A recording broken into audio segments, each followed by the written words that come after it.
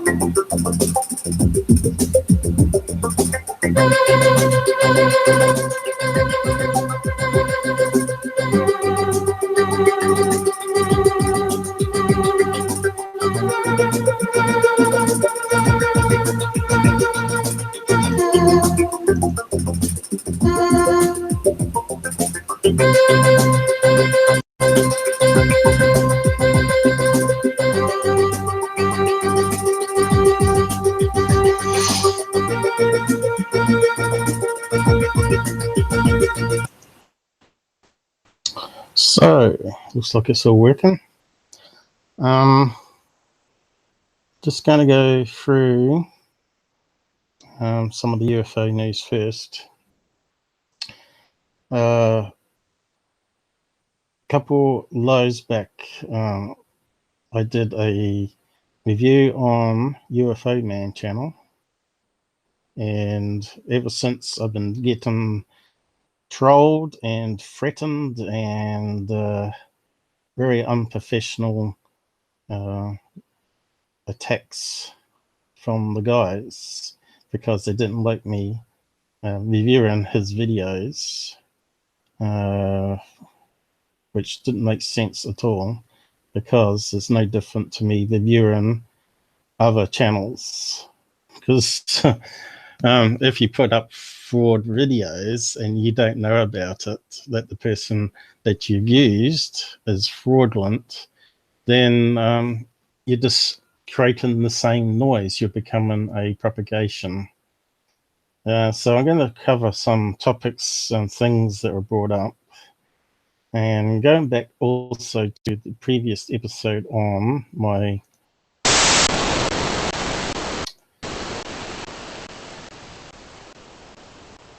where is it?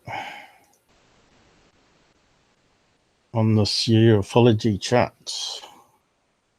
Now, they're making claims that I said if you put up UFO videos and profit from it, you're a hoaxer. I never said that. I said here the categories for hoaxes is if they make fakes like CGIs, they use other people's fakes and cross-promote, or they use other people's UFO videos and ask permission and cross-promote, but don't do any analysis or commentary on the video, which is not aiding the UFO community, because a lot of the stuff that's being put up, as we know, is 95% of UFO videos known they are identified flying objects. It's the 2%, the 5% that we're interested in the UFO community, and simply regurgitating stuff that could be identified or proven to be not ET visiting shouldn't be keep propagating our network. And also the last category I said here was they use disinformation to make a conspiracy story up, a fantasy that people will visit their channel and sub to them because they like the story that UFO sea base was discovered, or stuff that's been in the news lately. And of course, they're using clickbait titles, so I'll go over that in a minute probably. So I'll just bring up that story about a discovery of a UFO under the water. So I'll see if I can find an article on it. So UFO, I'm going to be too slow. There's an interesting mystery. It was on a series called Cooper's Treasure, which I've recommended in previous lives to go and watch, and also I've put it out on social media. But it's a good series to watch because in it, it shows you that Cooper, the astronaut, had a secret camera that no one in NASA, apart from a handful probably, knew about it, including probably the CIA. Found under sea.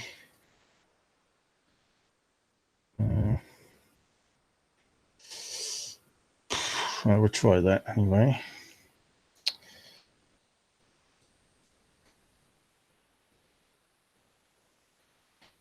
Yeah, we haven't. That's a good question. Was there a UFO found at the Baltic Sea? You remember that story? We never got an update on that one, and it would be good to get an update on that one. But it looked like it was like a stone structure of sorts. So that's always been an interesting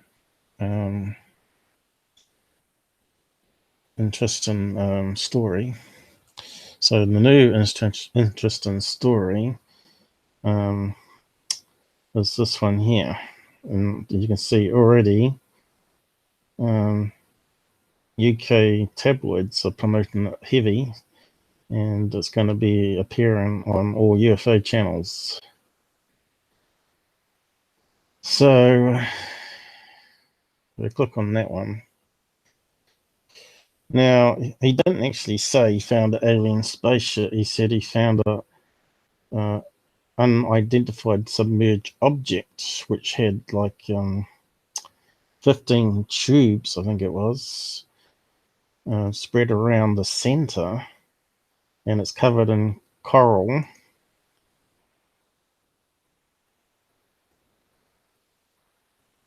Why is that not going? Probably can play a video, is it? Right. No. This page is plugging.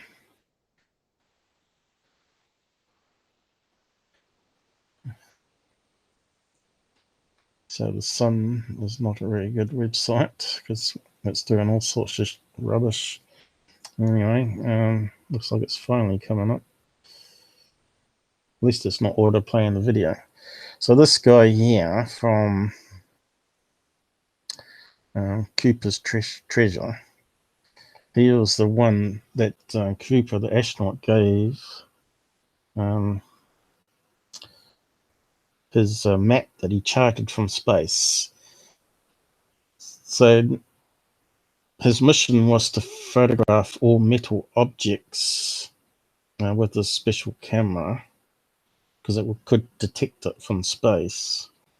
And that was like back in 1960. So they've had that technology for a while, and he mapped all the ones that they wanted him to do. Plus, when he flew over the ocean, he mapped all these anomalous metal detections in the sea. So it's a good series to go and watch. It's called Cooper's Treasure, and it's in season 2 at the moment. I think it might have one episode left. So this is one of the pictures they show in one of the episodes, and then after that, people picked up on this UFO clip that was in the episode because they're looking for sunken treasure, millions in gold, including a gold table. But that wasn't one of the better pictures. There is actually another one which shows like these arms sticking out from the center. And I'm not sure if it's going to show it here or not. And of course, they're trying to connect it with Bermuda Triangle.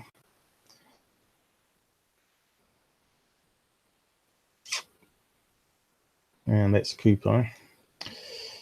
You should know what he looks like, I guess. He's the one that did some of the famous UFO cases, leaks. He used to be a bit of a daredevil. We haven't got the picture on this site, the latest one anyway.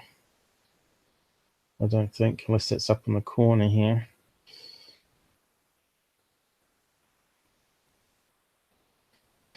See, my thoughts is I reckon it can't be a ship, but why couldn't it be like a World War II leftover? Because they used to throw a lot of planes and ammo off ships, and it used to corrode and all stick together. You'd have airplane bodies without the wings, and also the Japanese had what they called mini subs, and this could be maybe some sort of Japanese leftover from World War, because they were going to attack America. Maybe they have an undersea base here, and the tunnel, the tubes coming off it might be where the submarines connect to. So it might be something to do like that. So it's a good mystery. But they're claiming that the coral's 5,000 years old on it. But of course, I haven't heard any real science behind it all. So it could be false. But yeah, left over from Atlantis? I don't think so. It looks like it's too new to be Atlantis. So what was 5,000 years ago? So what they're saying is, could it be a UFO or a USO? So we do know that there are USOs which outperform the submarines, modern submarines, because I covered that in previous episodes, where Mark D'Antonio talked about having a ride in a nuclear submarine, and they picked up this object that was going faster than any torpedo or man-made submarine. So he said that was a true USO, unknown craft. So that's doing the rounds at the moment. So I guess we're going to have to wait until they pull the thing up. I guess he'll make lots of money, regardless of what it is, by putting it in a museum. But yeah, there's no point in turning it into a conspiracy at this stage. If it was a alien craft, somehow I don't think the governments would allow it to be made public news on UK tabloids anyway. So on to the next item.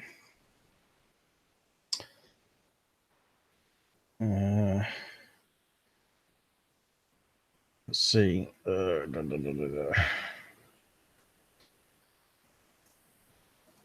And you notice, I'm not sure if this one came up last time, but I was talking about that lead kite that I thought it was. Well, here's UFO interest saying exactly the same thing. I think it's just a lead kite. So there you go. Someone's verified again what I said it was ages ago. And what happened is secure team picked it up from Texas UFOs and started promoting his site for her. And she thanked him for doing that. And now she's got increase in subs and views, of course, new people watching her site.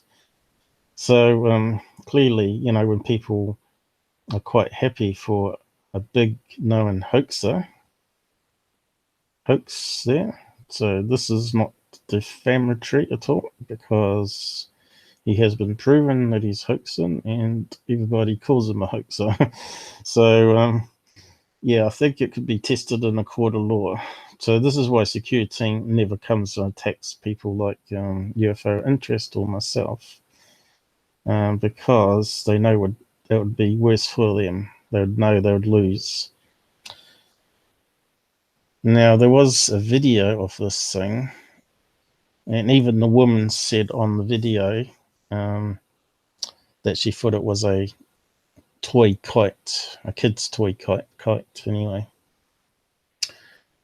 So I'm not sure what else has been put on UFO interest, but we'll just have a quick look, because he's always got something interesting up.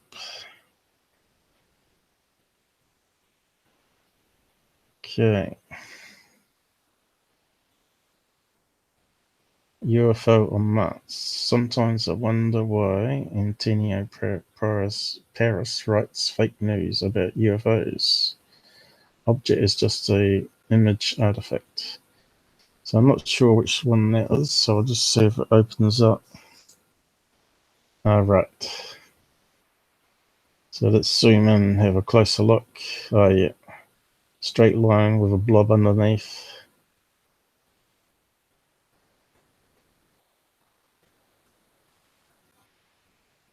I guess when they transmit it, they have error occur, and because it's cleared its buffer, it can't resend it. I guess that's how it happens. It's either stuff like that happens, and also where they take a scene in multiple images and then stitch it together. So yeah, and of course previously we looked at ones that threw mud up onto the camera from the wells, and ends up being on the camera lens and shows up like a weird object.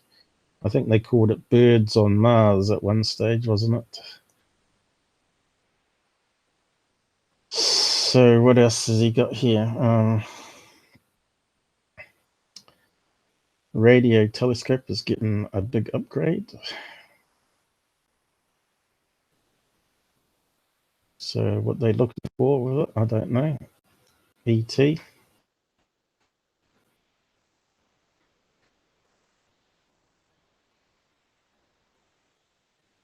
Sorry. Not sure what you're saying there, mate. So what else we got here? And he thinks it's very good that Alex Jones was taken down. His website was removed. Of course, that just makes him a martyr for free speech, of course. I don't think it's a good thing at all. And it affects us all on the YouTube platform. What else we got here? Some foreign lingo. So there was a bridge collapse in Italy today, wasn't there? And already there's fake news about it going around that it was corroded or something. I suppose it's too early to tell what happened there, but it was pretty bad. Well, it looks what I saw on TV anyway. And this one here, I'm not sure where the original one was actually. Oh, it says watch here. But this one here was on WBTV News, and I think it's been going around some conspiracy channels. It's got a line here, you can just see it. It's not the best, but if you zoom right into it, you can see it looks like a blimp, what they're saying here. And it's got a little box underneath where the cabin would be. So I'm not sure if we can play it or not, but we have a go.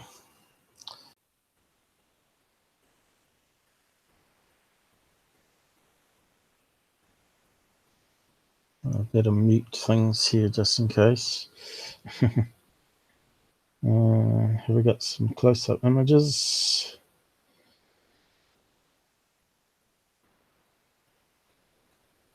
You can see it's filmed in portrait, so the quality is not going to be very good, especially horizontally.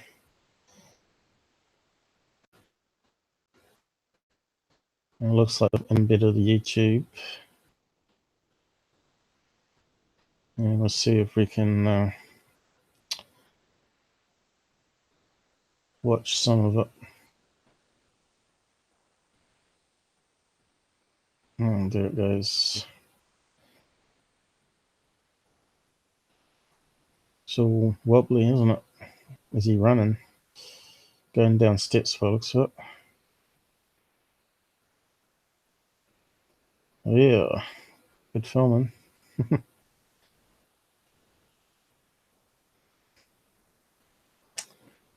So that's probably going to be the best image there, is it?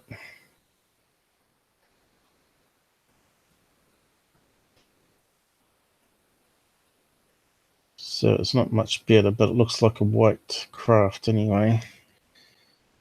Don't know if I can take a snapshot of that and improve it. We can give it a try. What's happening? Where's it gone? Did I close it?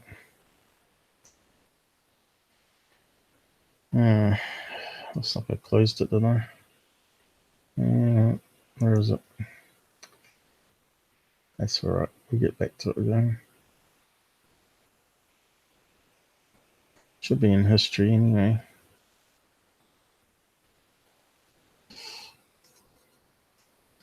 I've got some links already posted here, so I don't have to search for them. So now I'll talk about them later. History, I'll go back to it.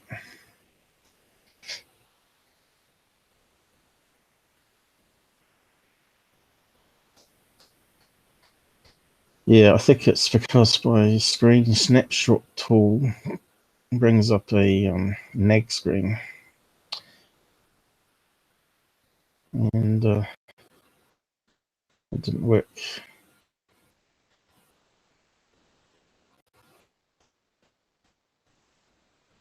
Whereabouts was it? About here, was it?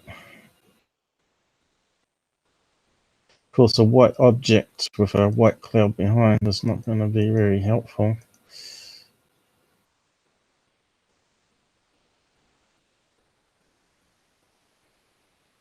It's got some motion blur there. Okay, we've got it here. Yeah, it's there, but it's all blurry.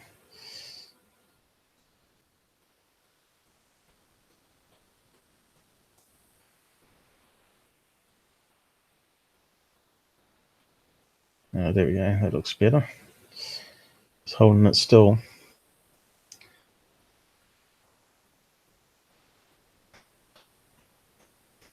So we'll try a snapshot again. See if we can get a better look at it.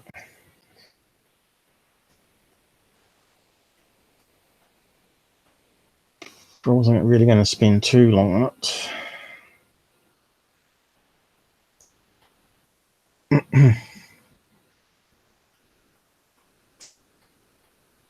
Fun.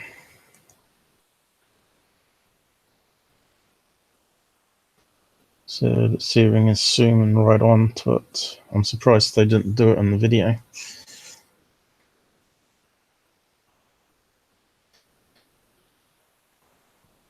There we go. And that's the best we're going to get, really. Okay. We need to stick it in the other viewer. That's the way you don't do it in portrait, because you've got like less pixels to deal with.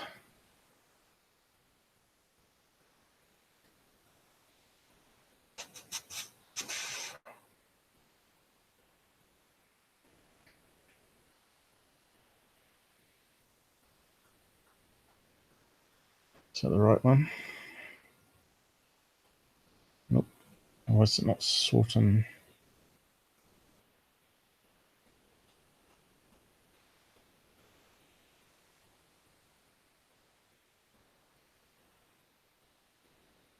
YouTube. Is that the one? Yes, random. Ascending. One sorted by ascending. So it's at the top. Okay. So let's put it through. Oh, that's another thing too. Epic Privacy Browser.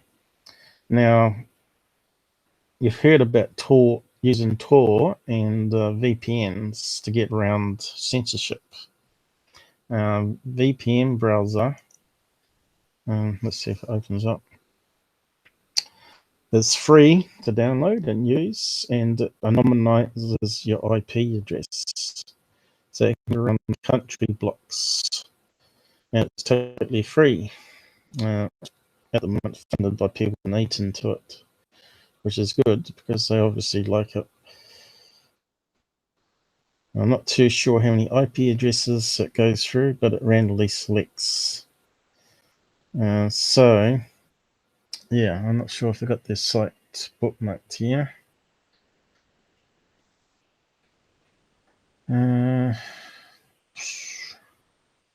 Epic browser down here, I guess.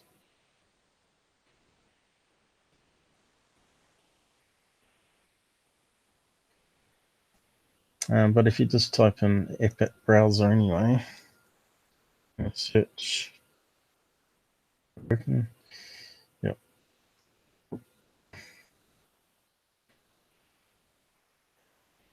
Looks like it's India, or is it?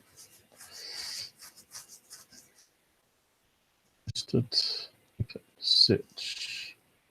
No, don't want that then. Actually, I'm not too sure what search engine it uses. Probably its own. Yeah, Epic Search. So yeah, just It's a Chromium-based web browser, which means it's the same as like Chrome, Google, and you can download the latest one here by the looks of it.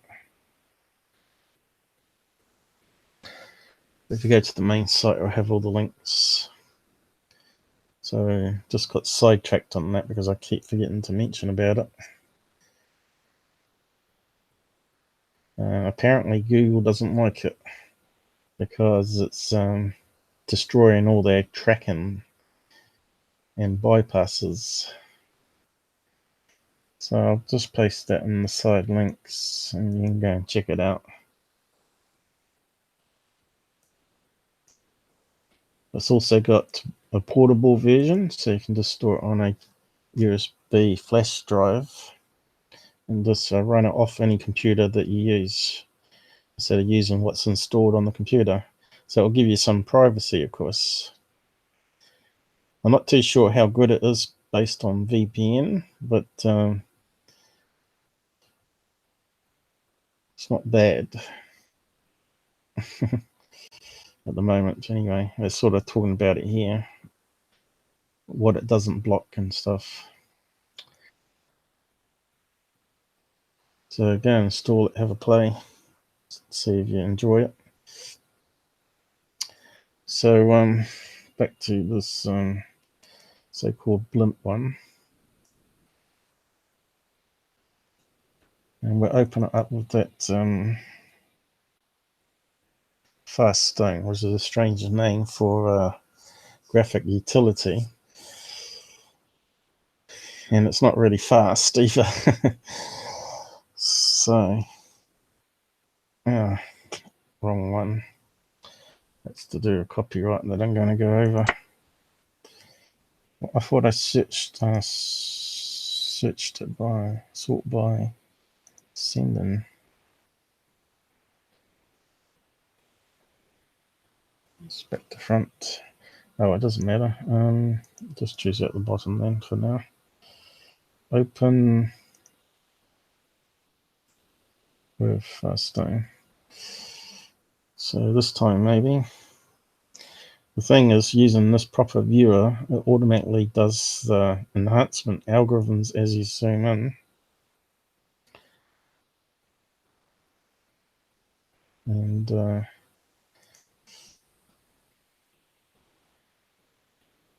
this is up to 900%.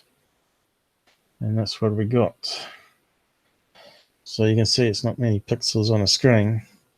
But if you look carefully, you can see it looks like it's got a cabin bay down here.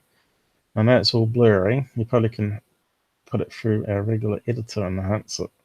You can see it's tapering off here to what looks like a torpedo shape with a tail. And yeah, not much you can really say about that. But it's been identified that there was a blimp over the area. So it wouldn't be on the other sites. So talking about it. I don't think I'll bother editing it to enhance it better.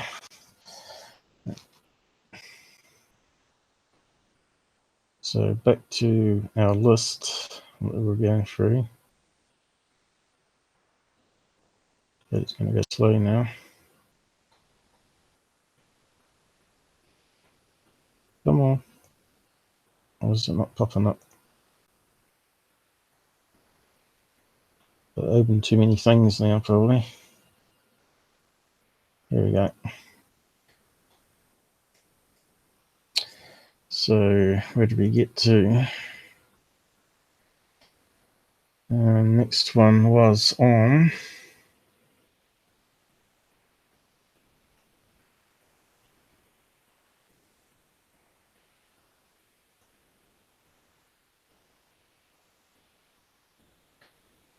his list. I don't know if there was any others that we haven't seen.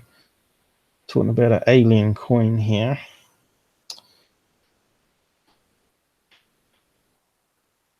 We got this image alien coin published by Sun 2 years ago. It's already been explained. It's obviously a forgery.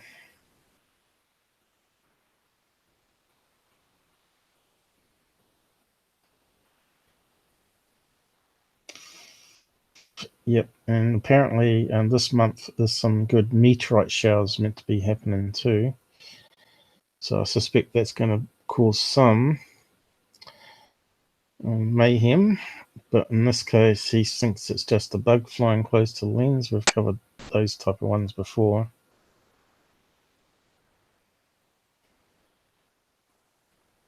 Sky cannon searchlights. So we've now got another one here. Claiming to be UFOs, which is just spotlights from a casino, I guess. Is it? Sky Canyon.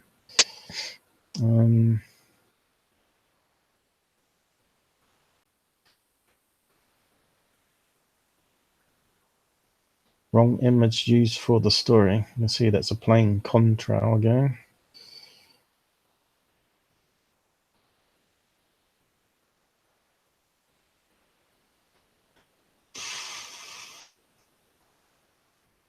And we talked about that one last time too. About the cloud UFO in Russia was made for a movie trailer or movie. So that's his bit done.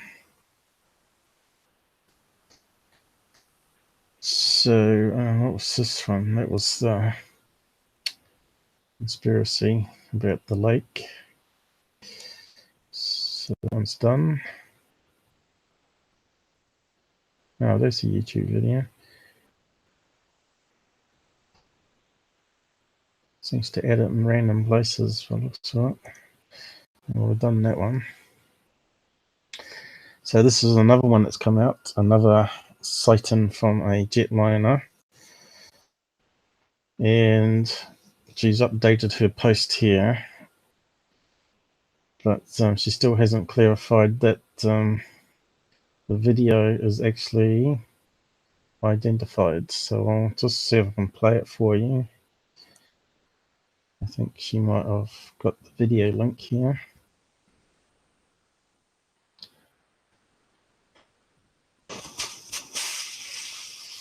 Plane passenger flying over Colorado sees and films UFO, 12th of August. And this object on the screen here.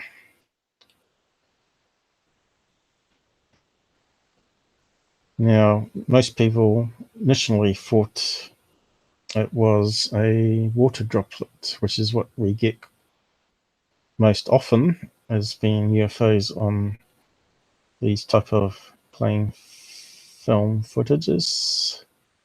And if I play the video here, you can hopefully get a better view of it. And I'll explain what's happening. Better mute it there just in case.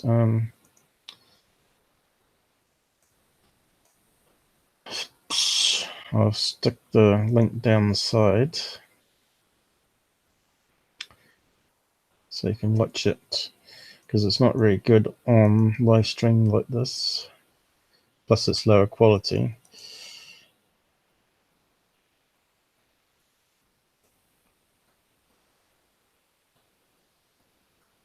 So it's very hard to see it because, again, we're talking about another portrait footage. I'll see if I can zoom in on it.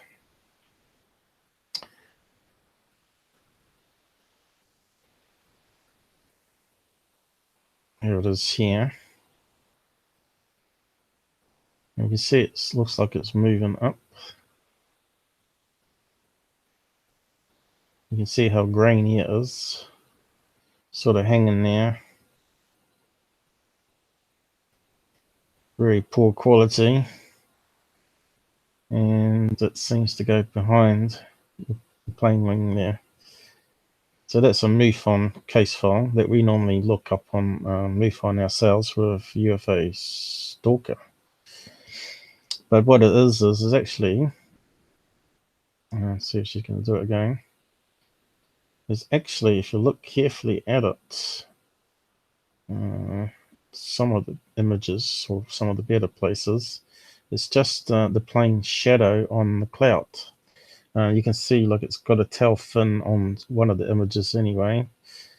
I haven't pre-grabbed it, but believe me, as the plane is turning, the shadow is being changed on the cloud layer here, so it moves upwards as it's turning, and also because the sun is now behind the plane, it moves towards the wing and goes behind the wing piece here, so you don't see the shadow on the cloud anymore.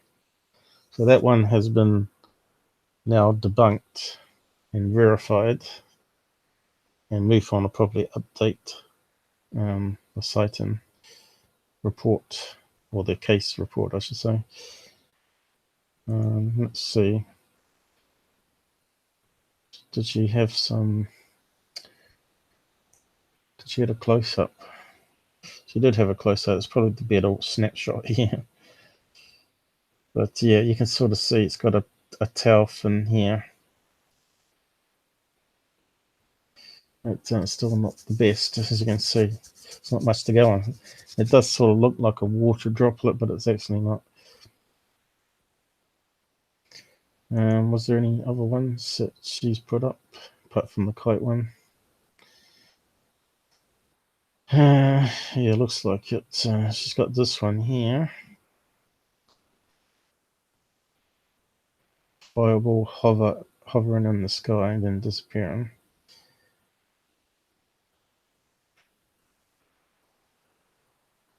So you can see how bad the quality of that is. So it could be anything like a group of balloons reflecting the sun, pop and then disappear. I'm not too sure if it's a MUFON report. She uses a lot of MUFON reports, but like what we do on the live streams here, and try and debunk them, of course.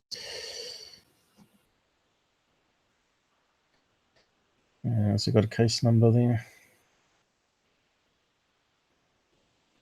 She gets people submitting it to her as well as a video link, I guess.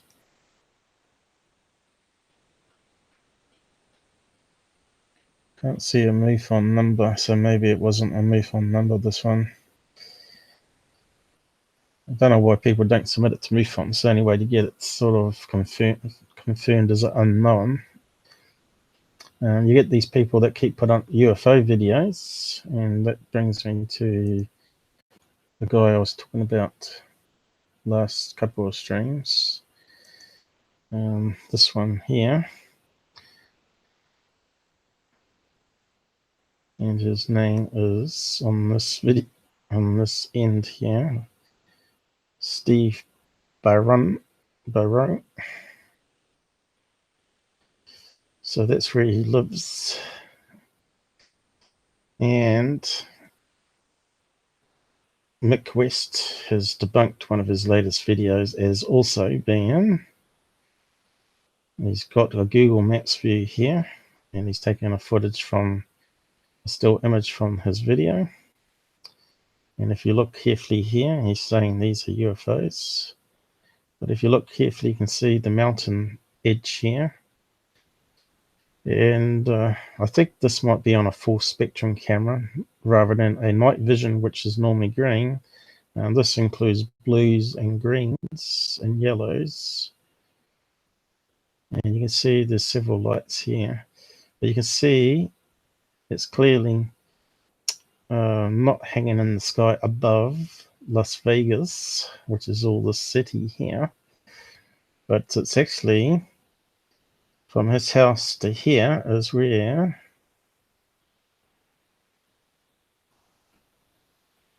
blue object here, blue diamond that is filming is here. And there's a road coming down, sharp hill. So he's tried to map it. And he says here, a dirt road follows power lines but matches the location of the lights. So the lights must have been vehicles on the road and not UFOs. So he's still putting up those ones, and you can see it's not Nellis Air Force Base at all.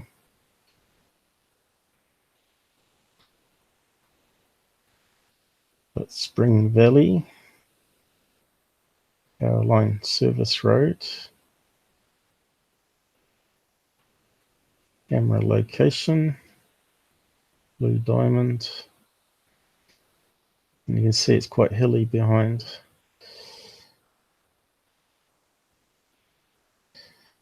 So no one's debated him on that. Hey, how's it going? Didn't see your last couple of streams. So this one's quite late for me. It's now 1:30 a.m. I haven't been doing, I was going to do one yesterday, but I was not feeling too well. And plus I've been inundated with dealing with troll attacks on my YouTube channel, which I'm probably going to cover some of that. So there you go. I'm not the only one, not the only debunker there that suggests that Barone is being devious about his UFO sighting videos. And that's all it takes, is you need to do the analysis and line up stuff. Now, if you saw UFOs hanging over the sky there, would you stay at your house, or would you get in a car and drive towards it and get it from different angles? I'm pretty sure I'd get in the car and try and get closer to the activity. What do you think on that one, Renee? And also, I would submit not all the video, but a portion to MUFON and have them investigate it to prove that I'm not lying and all that sort of business. So that's a recap of the one I did a few streams back. Texas redone. Oh, looks like I already had the video queued up here. That's all right.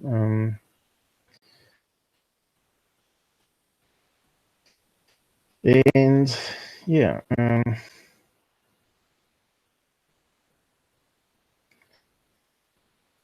MUFON did put out a video recently.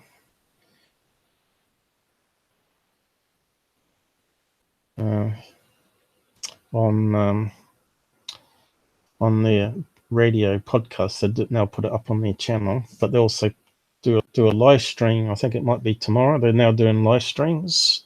Go and check it out. I'm not sure if I've ever posted a link to it. Oh, yes, I have. I posted a link to the Open Minds YouTube account. Just Google it. But also, there's an interesting podcast chat again from Martin Willis here with Jan Hassan from California MUFON. And I've only managed to watch 30 minutes of it, but at the front, Alejandro was talking about Robert Binham, that he made it to the papers, and he wasn't sure about his videos, and obviously he doesn't know he's been caught as a balloon summoner. He's got some crazy videos up that we looked probably 10 streams back.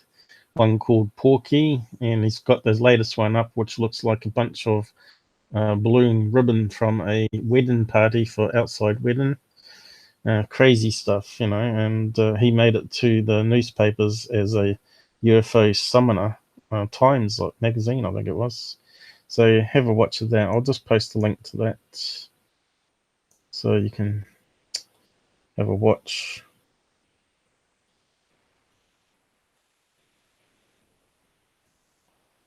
I think we're catching up with all the UFO news. Let's see. Let's see if I can find the Open Minds one while we're here. Minds. Bookmark it so you don't miss their live stream. I probably won't be up. I'll be sleeping.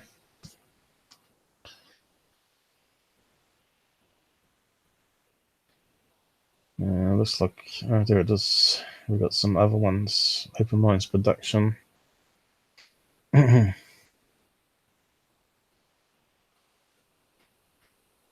and that was the radio podcast, which was quite a good one, about Mark O'Connell on Dr. J. Hynek. So yeah, I'll just post the link to all the videos here. But yeah, the first live one is out here next door to it. And I'll just zoom in so you can have a look. It's called Seriously Live. So I'll just copy that. So yeah, I think we're up to date with all the current UFO stuff, viral videos happening.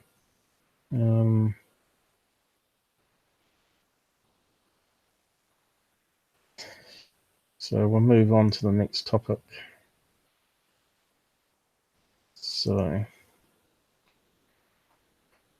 So copyright. What is fraud? I'll just zoom in. Wrongful or criminal deception intended to result in financial or personal gain. So that's basically similar to hoaxer. A person or thing intended to deceive others. Now, telling people that it's a UFO when it's actually a car headlights on the road is a person intended to deceive others. So to me, that's fraud, and he's been a fraud is great. And hoaxer is like the same thing, I think. Oh.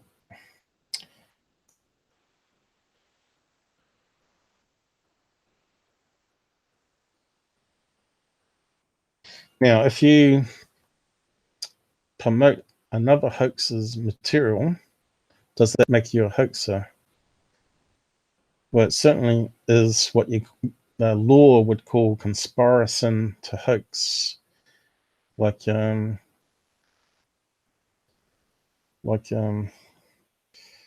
aiding and abetting that person to deceive more people.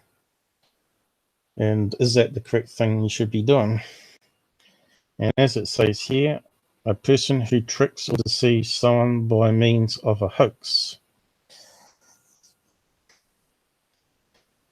So hopefully that's clear. But as I said in the beginning, I was recapping my hoaxer charts from a couple last stream, I think it was, that hoaxes come in different levels. Ones that actually make the hoaxes versus ones that use other people's hoaxes versus people that not criticizing or commenting on a UFO and simply just putting it up for and disclaiming it to be a UFO, same as the original content owner of that, without doing any of the usual checks like I do on the live streams here, using the various tools. So on to the next subject.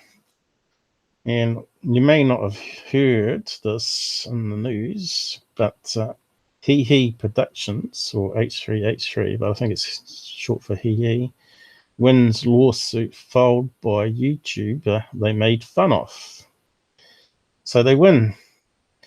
And I'll be covering that now because it affects all YouTube creators, what they can do, and it put the law to test. And it cost them like a lot of money to even put the lawsuit together and defend it. And it took a couple of years to do it. So these YouTubers that were fighting, they get like 5 million views on their YouTube videos. So they're big players. So they got money to burn. And I took some snapshots off their video here. And I'll just read out a few things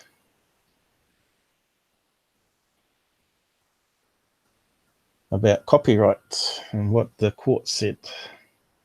It's quite interesting. So here's the first snapshot. The action principle concerned whether critical commentary on a creative video posted on YouTube constitutes copyright infringement.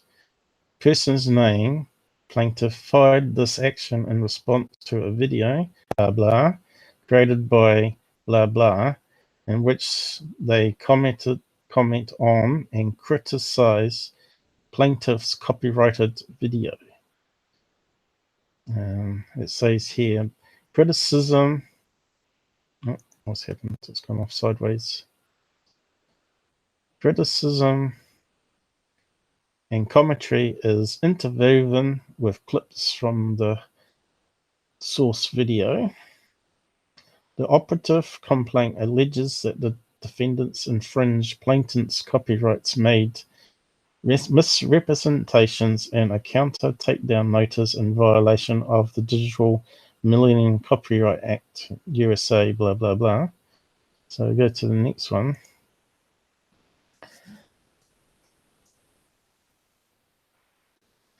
Decidedly not a market substitute for the original video. For these and other reasons set forth below, defendants' use of clips from the host video constitutes fair use as a matter of law. So that means you're allowed to take someone's video, like I do, and pull it apart. And I'm allowed to do criticism and analysis to expose the truth in a video, and it's protected under copyright, fair use, matter of law. Further, it's clear that the defendant's comments regarding the lawsuit are either non-actionable opinions or substantially true as a matter of law.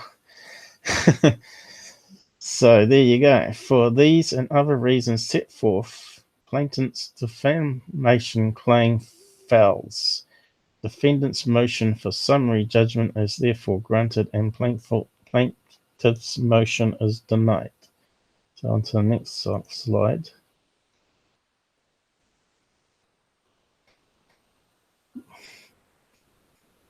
The something video, the source video, what is it? The plaintiff's video is arguably part of a large array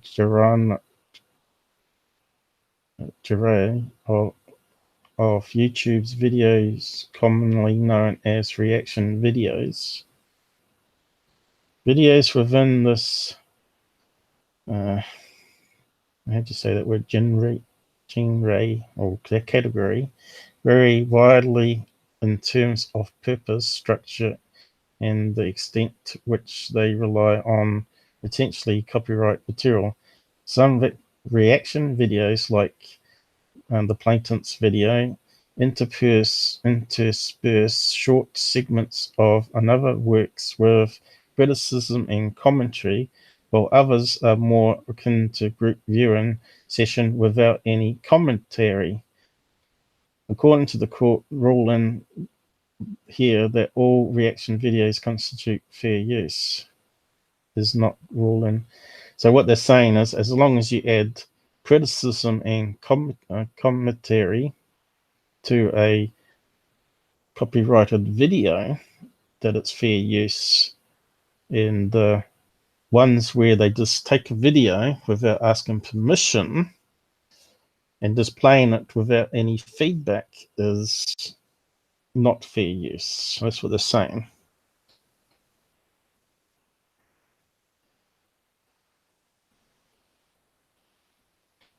On to the next slide. Hang on, I need to get a drink.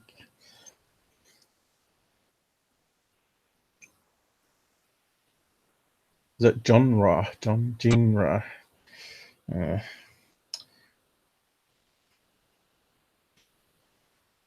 So here, the court's review of the defendants and host videos makes it clear that claim in which the plaintiff alleges that defendants infringe plaintiff's copyrights must be decided in defendant's favor.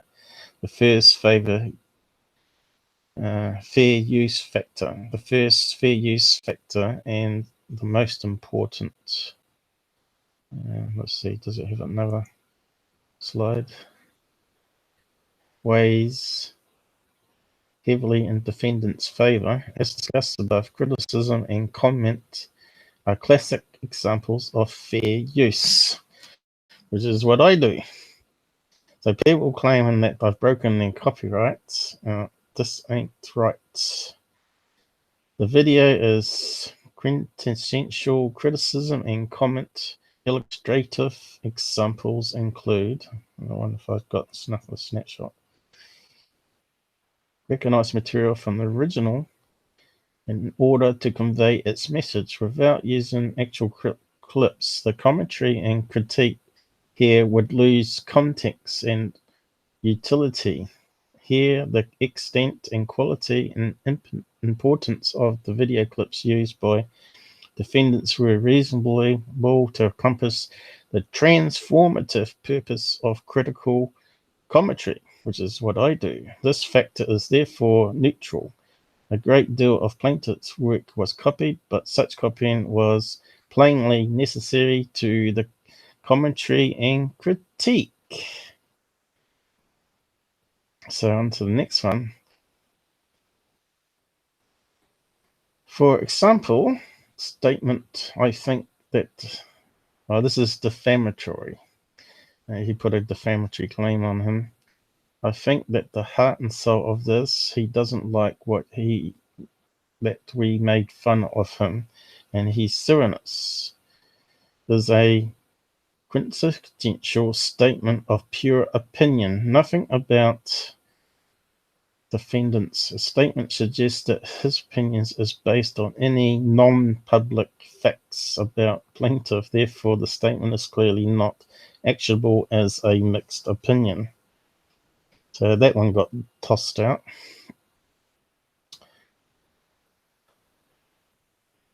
So I started looking up legal websites on defame,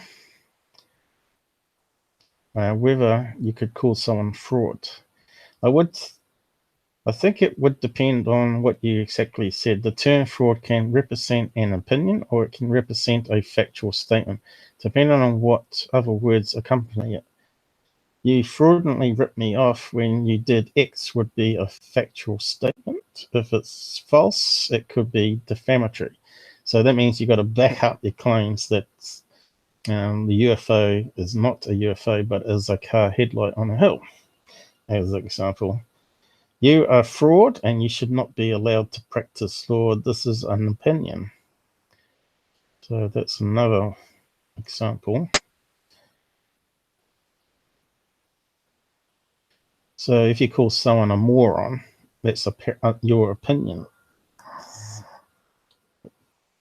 And if it's in public, like other people saying this person is a fraud, that's not defamatory. If it's in private and you reveal private information, it can be. I guess that's what they mean. Here's another statement of defamation. Here is the most important thing you cannot use for defamation unless you can prove that statement is false statement of fact. Truth is absolute defense to any defamation case, no matter how insulting or embarrassing the statement. Complicating this are a few other important rules. First, it needs to be a statement of fact, not opinion. This statement must appear to be reasonable.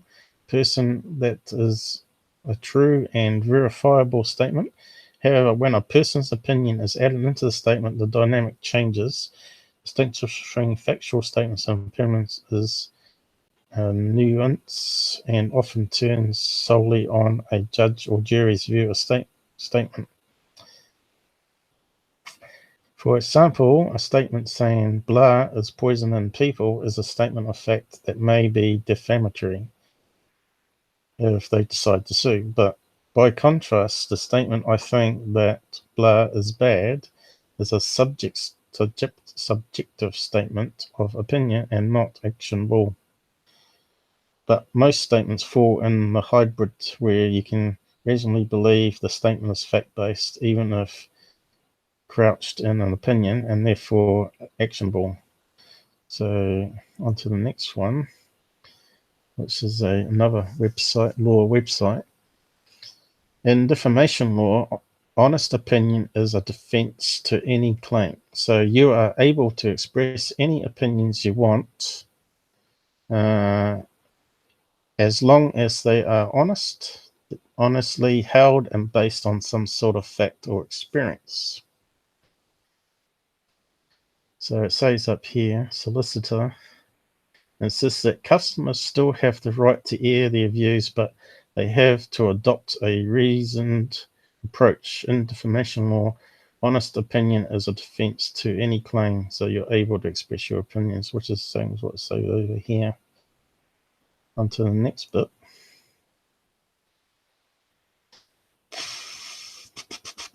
You love the rules. You hear people talking about, I'm going to get you online because they don't like what you criticize their video or something. People shouldn't be too worried on that basis about reviewing a restaurant, for example, unless that review contains 4 reasons of malicious content, opinions that are exaggerated or cannot be justified. Companies that publish customer reviews, meanwhile, are careful to guide their contributors on the right direction, often moderate reviews carefully before publishing them. And we got another one. Another solicitor. Meanwhile, offers this advice to online commentators. If you're going to criticize, be explicitly clear about the core facts and balanced as possible. Don't exaggerate and don't speculate beyond the immediate details of your experience. And don't be deliberately provocative in order to elicit a response. Now you get that on trolls. They try and drum you up and if you go and read all the comments on live stream 31 at the moment, you can see what's been going on. I'm not going to bring them up on the screen here.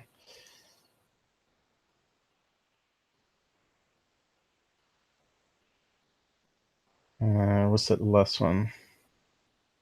No, it's the first one again. So that's all the things from the video and some websites I found on copyright and fraud.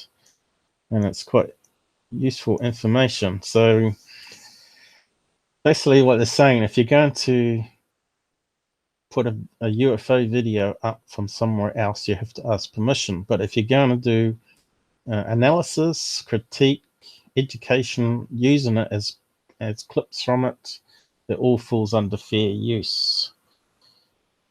So bingo. So I'll just close that down for the time being. So that's probably all on the copyright side of things. I post this article across and have a watch of the YouTube. It's quite good. They do have a few funny videos up. They're not UFO, of course. And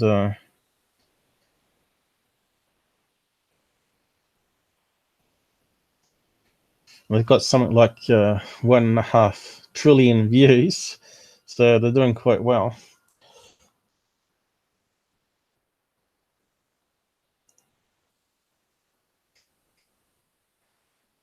So now we get on to the next topic I'm going to cover tonight. And that's on artificial intelligence. Now, you may recall, even on my Patreon page, I talked about when I was at high school, on the Apple II, I was writing a artificial intelligence back in the 1980s. 86, 85, and I transferred it across to this thing here, which is an emulator for it. It's called Sam Coupe 500K. So the Apple II, although it only had something like 48K of memory, I think. Now this one's got 512K, so it allowed me to, and also come with a structured basic, a lot better basic, which allowed a lot more fast searching and stuff, and I didn't have to write as much machine code. But unfortunately, I only ported across the Apple II version I was writing, like a subset, because some of the functions on the Apple II and machine code I wrote would take a lot of work to do, and frankly, because I had left school and stopped working on the project, unfortunately, and went to work, and I was doing shift work and looking after mainframes and getting paid really good money and working graveyard shift. These were $1 million machines. IBM Wang, I think, was one. NCR was another. And the hard drives were as big as, what do you say, probably a small rubbish bin for the kitchen. And they were quite heavy, and they made you quite fit and strong as a PC technician, or PC clerk, as they used to call it back then. And you used to feed the punch cards in reel-to-reel.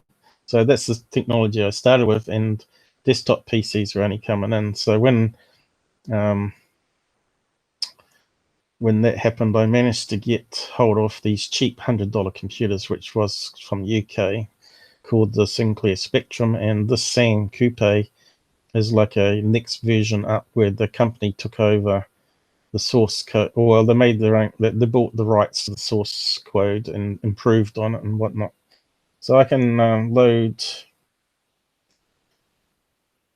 some software I wrote back in the 1980s, and this one I put out and sold in UK for £1.50, but it's got a lot of software that I wrote on here, include, not sure if I can make it any bigger. I suppose you'd have to get rid of the side bit. Yeah, hasn't got a drag handle. I'll make it bigger anyway.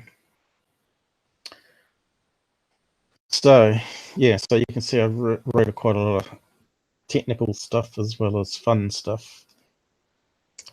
And one of them was a German tutor and a 3D landscaper program, which uses fractals, and we can specify the number of levels and fractals, and you can say 6 to give you the best one, and it creates random landscapes, and you can see how it looks like a real landscape on Earth. So it's using mathematics, and I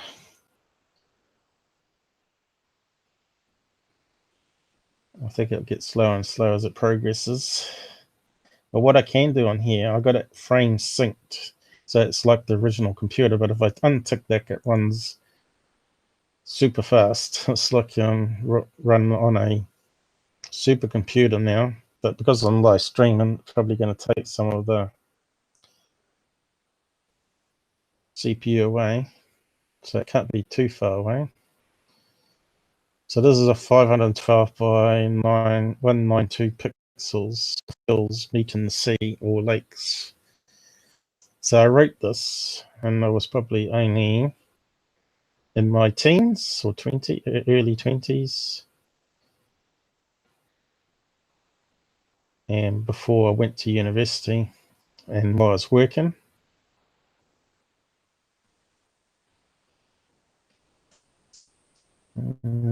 Wonder how long it's going to be though.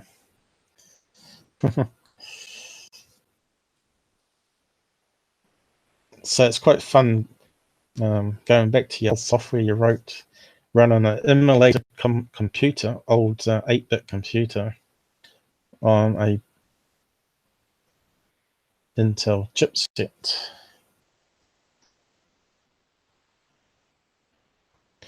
You may have heard of MAME, multiple archive machine emulator. It allows you to run things in the old coin arcades, or the old classic games. And here it goes. It's now plotting the landscape.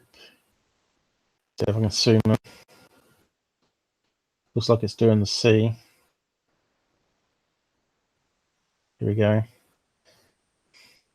The graphics wasn't very high back in those days, as you can see, but at least it's not as bad as some of those UFO videos or photographs anyway.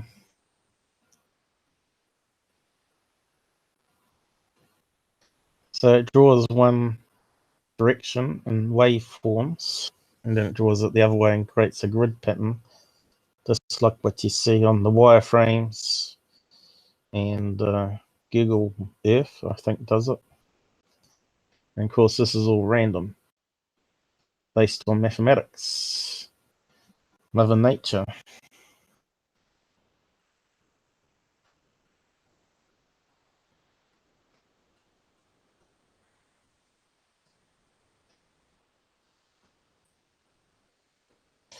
And this is running as fast as we can go, unfortunately. But when I'm not streaming, that sort of sips along. I have to put it back on sync, else typing goes crazy at some stage. Where was it now? System, tools, where was it? Frame sync there.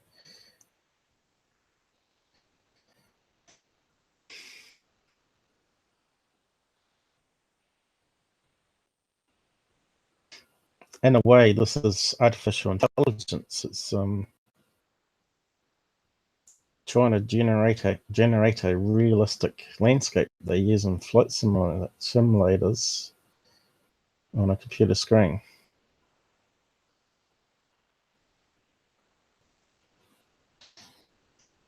And now they got the fast GPUs and video cards, and it can sort of do that in a blink of an eye and process all the stuff in real time.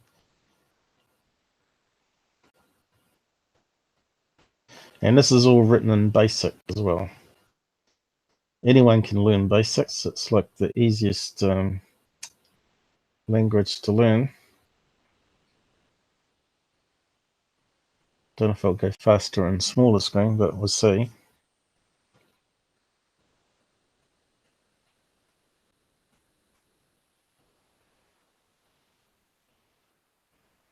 I think it's going to take a while. What I can do is I'll show you on a 3.1 what it should end up looking like. And I will do a system interrupt and run it again. You can see the typing doesn't work when it's on super speed too well. So if I choose 4, it should do it pretty quick. There you go.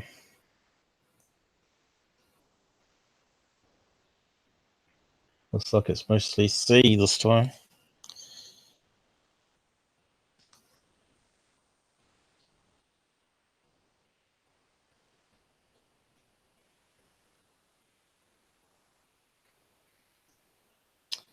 Are you still there, Ray? You go sleep. So here, this is what it should have done. It should have done a triangle view in 3D.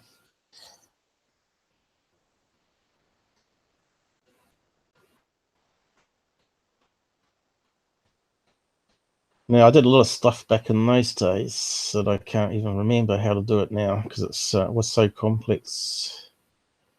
As you get older, if you don't use it, you lose it. I have replaced it with other stuff, learning how to do live streams and video analysis.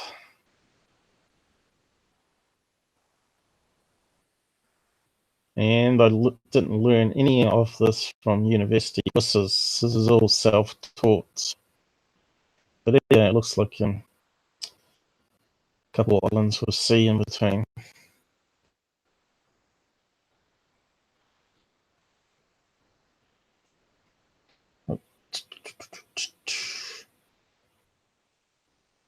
Have I got sound enabled? Or did I mute it? I'll unmute it because it does play some sound, some of them. So if I boot it again, we can load another one from the menu. Looks like the memory's gone wrong.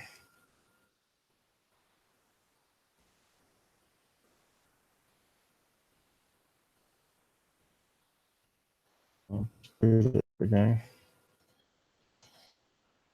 Yeah, it's working.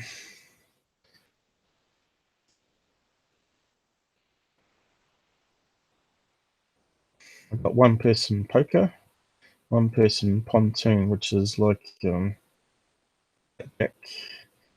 Now it's a battle, which is quite fun. That's not going down.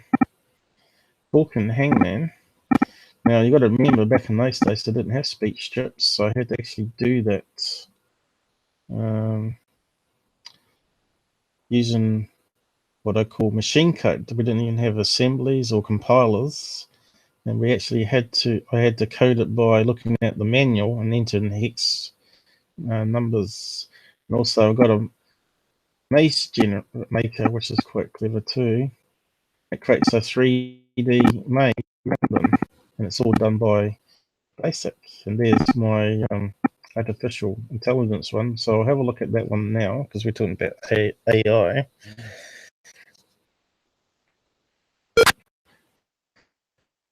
And as it says here on the opening screen, it's called ARTI for Artificial Intelligence. Version 2, only for 512K. Unless Alt open to at line 1. So that's some technical specification talking about how to change how much memory.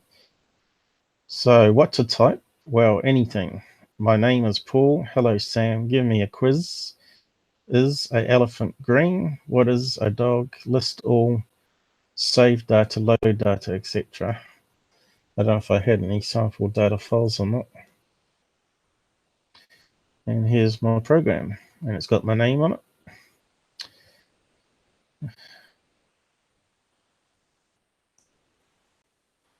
And you can see this was written in 91. So what's good about this is I didn't read any books on artificial intelligence. The only stuff I looked at was code and manuals. And I had this idea, so I wrote it on paper and I produced this program from it using natural English. And if I type synced at the moment, it goes crazy otherwise. I haven't got it synced, but we'll see.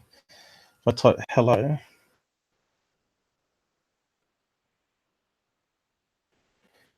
thinking, and the answer is hello, so it answers back hello. And I can say my name is Paul Lincoln, and it says here shoveling facts and brains. So what the program I wrote, it actually learns what you tell it, and it makes connections. And I wanted to carry this study at university and make it into a IBM PC version, but I never ever got around to it. So I can say hello, and his name is Sam.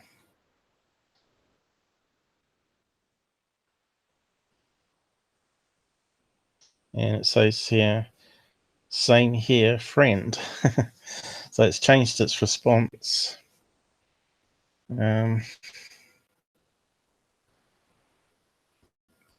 Is my name, I don't know if I ported across to this version, but it used to be able to answer all these type of questions. There it goes.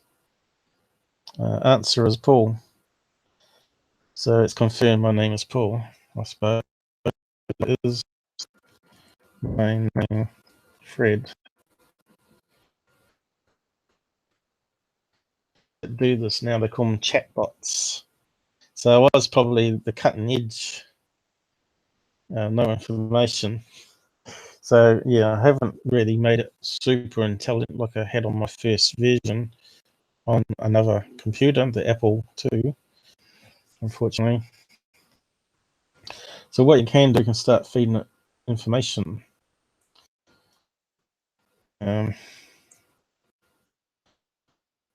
Dog has 4 legs.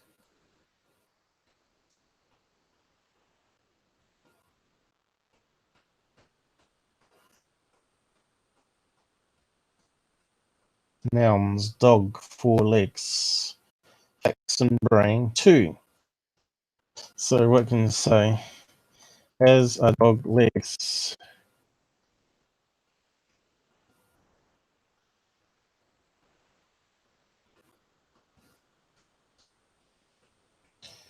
A dog has 4 legs. There you go. I understood the question.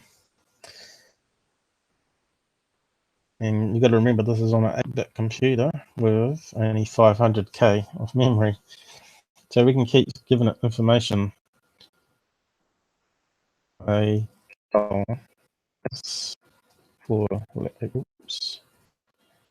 4 legs. But you can actually tell it, feed it lies, so it can learn lies. You could say a cow has 2 legs, which is incorrect, and it will memorize it, and then it will start linking it all together. A chair has 4 legs.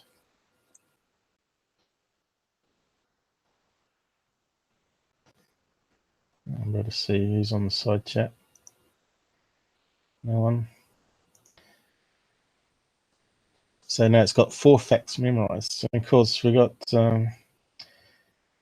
enough to store 60k worth. So it's like having a database, but that works by English.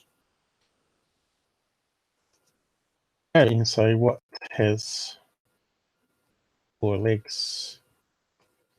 It will tell you what you told it. So all you need to do is add some voice recognition. And there you go, look, it picks out the nouns, 4 legs. A dog has 4 legs, a cow has 4 legs, a chair has 4 legs. So it's learning.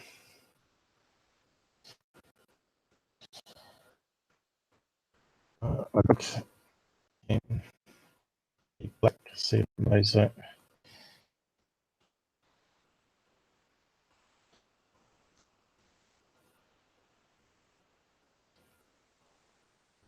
Dog black, so I picked out the keywords there. What is a dog?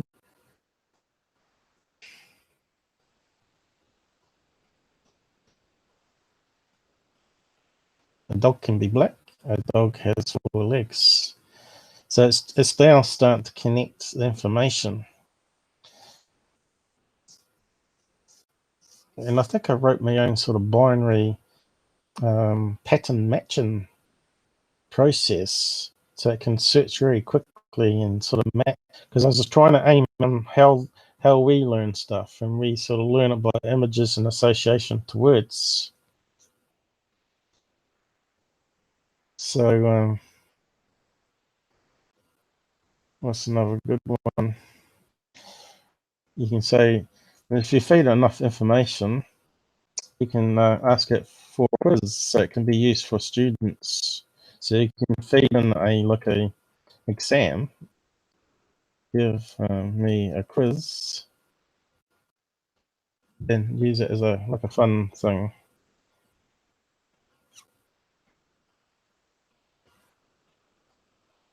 I will now quiz you. Please reply or say quit. Question. A dog can what? Well, we haven't told it run or anything, so we can, but we know we told it can be black. I'll type in run and see what it says. Not the answer I have. A dog can be black, so it can only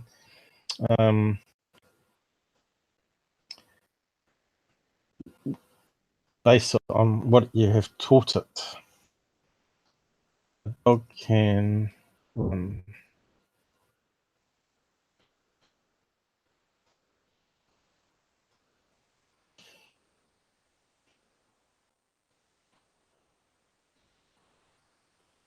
I'm not too sure why it didn't give us another question.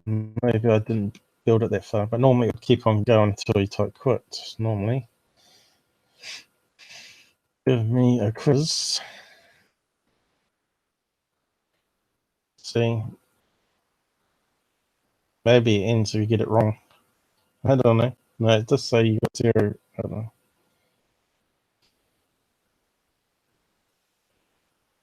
A dog can what? Well, there you go. Let's type run.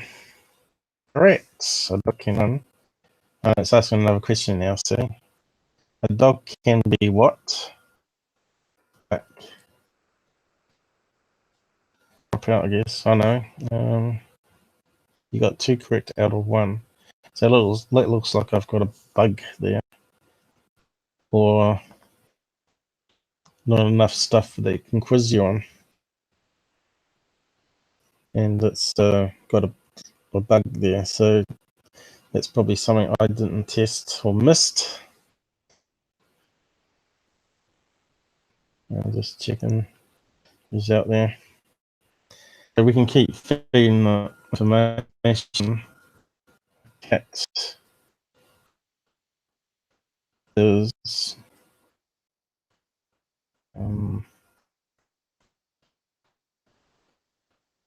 let's say a dog.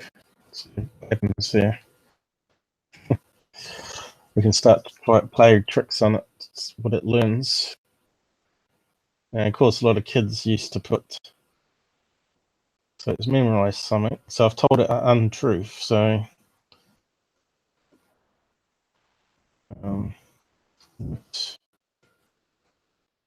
that caps off.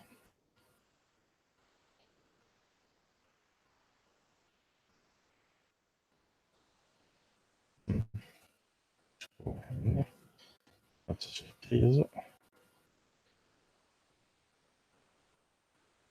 It's a cat. 80. Okay. Doesn't matter about caps, we'll find out. What is a cap? Cat.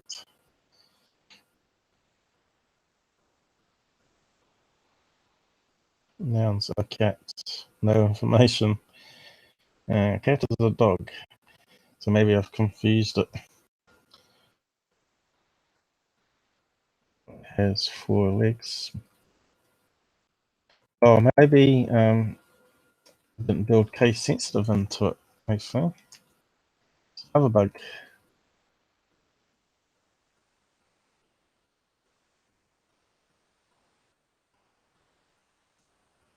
I'll try it just in case.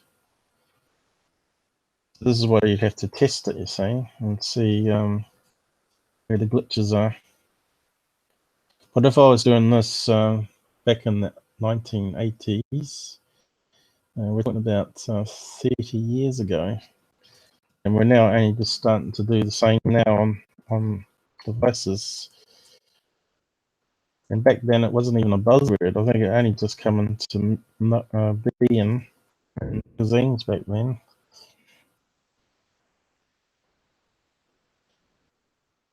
Not sure why the keys are not working now.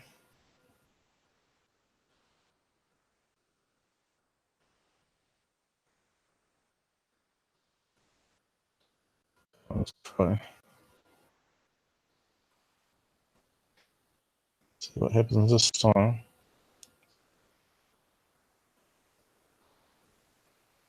It's cat. Cat is a dog. So it's case sensitive. That's an oversight on my behalf there, by the looks of it.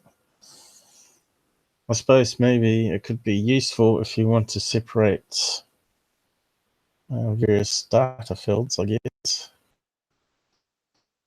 But like I said, this is only really a cut down version what I was working on, and it's very basic compared to the first version I ever wrote on the Apple II.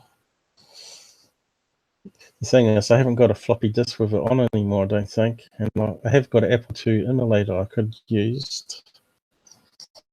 It's too bad.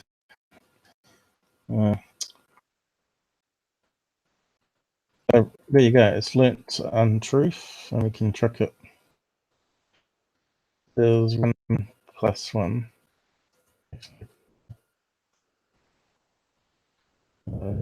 Keyboard's not matched up. 1 plus 1.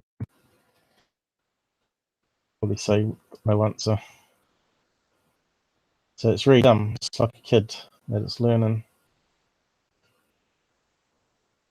Sorry, no information. See, only can tell you've told it what.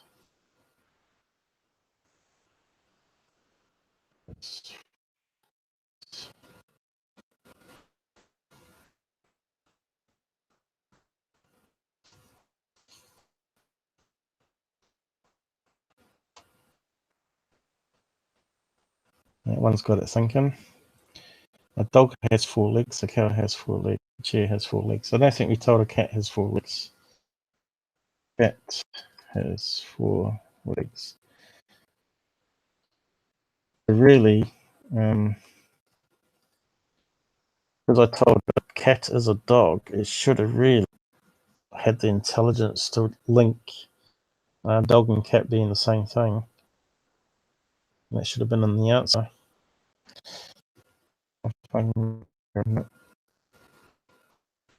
What is 4? That's not going to work because it's going to see it doesn't know spell mistakes.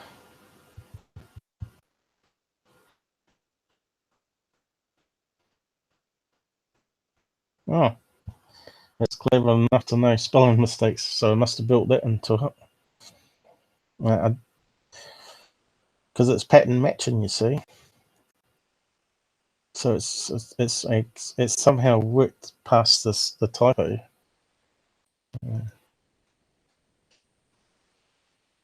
So that's quite good. And now it's included cat because we told it, because it hasn't got an association between dog and cat for some reason. So if I worked on it back in those days, kept on working on it, it'd been a pretty powerful computer program. I think someone who owned a Sam Coupe Spectrum clone, so to speak, or advanced clone, that has hard drive and floppy drives on it. He used it to store all his car parts in the database as a mechanic, and he said it's the easiest database he used. So he could actually type in what is car part blah blah blah, and it would list all the information that he fed it. I don't know if he's how long he used it for though. But we can actually save what it's learnt here in memory and reload it as a save command instead of having to teach it each time. Just imagine this is way before the internet as well. The internet wasn't even around in those days, dial-up connections. We had, I think maybe bulletin board was just creeping in then. So yeah, so when I said I wrote artificial intelligence program, there's the proof of it. I wasn't lying. And before we quit on this thing, I'll do a reset and a boot. I haven't got it synced.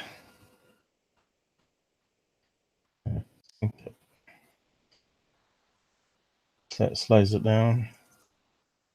You see the arty one automatically slowed it down enough so the typing didn't go crazy on me.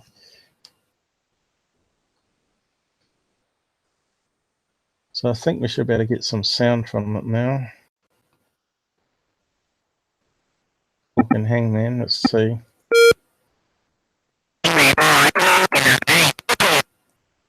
can't quite hear it. Did it say Hangman? And you just type in letters, there's the word here. Bring it up. That's meant to say S. Remember, I didn't have a speech chip or anything. A, E, I, O, P. Not doing very well, am I? I'm going to get hung.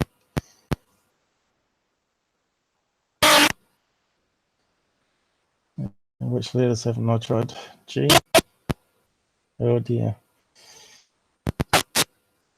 Uh-oh. U. Could it be build? Let's try L. Quick. So you probably heard bad luck there. It says my name at the top. So Google's voice is way better now.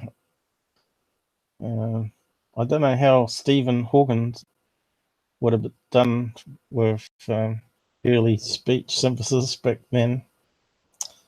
So this was in 1986. So it's asking for my name. Average guess is 11. G. R. I'll vote twice because the key was sticking. D. Battery maybe? Did I? E. Have you done that? E. Bottle maybe? I think it might be. No. What can it be? So these things are quite addictive.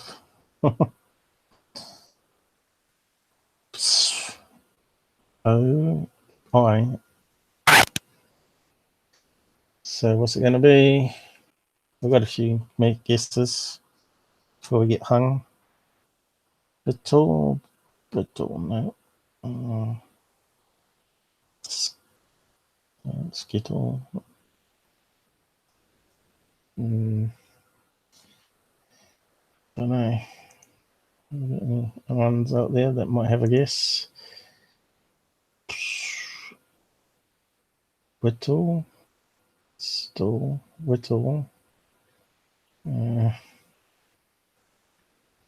Should be obvious, shouldn't it? Little. Don't have another L.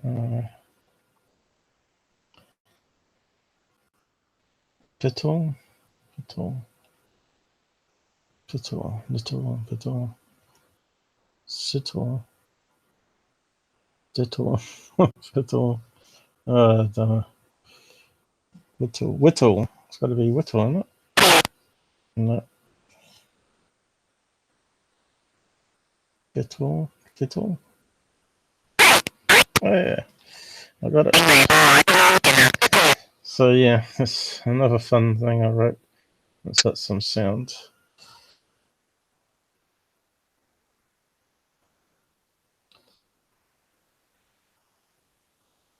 But I did a lot of music software and MIDI, and used to drive keyboards and crazy stuff like that. And even before MIDI, I modified a synthesizer. So, is there any other things we can look at here? Could always have another fun time. We could learn German. Oddly enough, I used to speak German because I lived over in Germany while my dad was in the Air Force and he was stationed over there. A combined 4 is Connect 4. It's not artificial intelligence, unfortunately. It's quite a good game. Maze is quite interesting. See if it plays alright. Counting down, let's speed it up.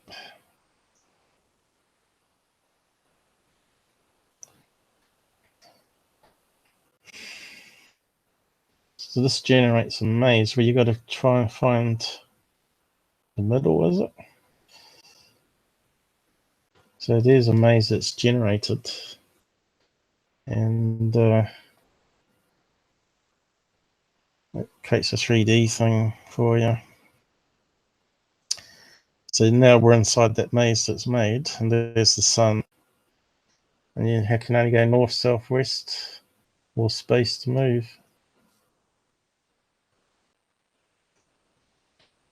So east, west, space to move down the hall. Dead end. So it's not bad for early software.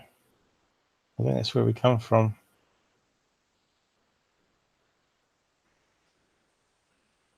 Yep. So that's another program I wrote. Uses mathematics, obviously, to generate. I think there's been found programs on there.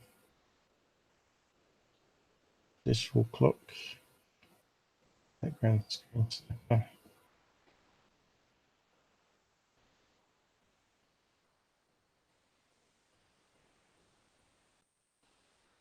Function plots. That would have been quite good.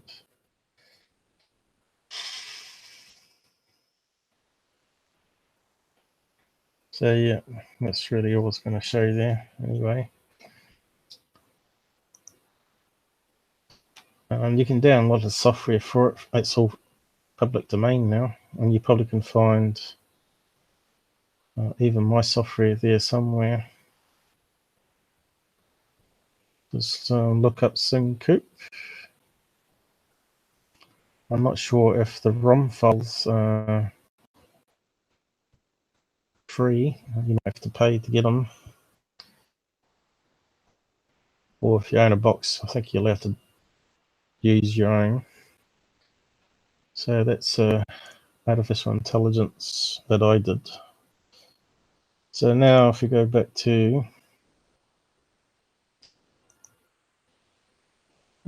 looking at current artificial intelligence, how are we doing for time? So I've been getting a couple of hours, so I was only going to do a couple of hours. Are you still out there, Renee, or are you going home? So you may have heard that Facebook artificial intelligence robots shut down after they started talking to each other in their own lingo.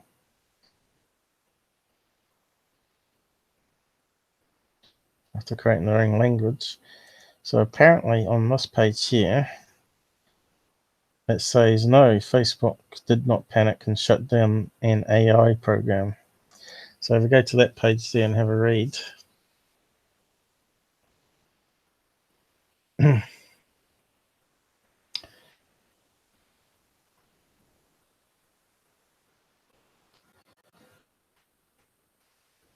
Gizmodo.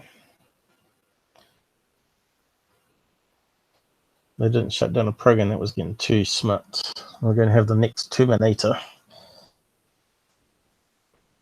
Basically what they're trying to do is, which I think, I'm not sure if they've managed to succeed, how to get, like, you call up a call center and it answers it and it understands what you're telling it and it talks back. And also they're trying it in social media as a chatbot, obviously.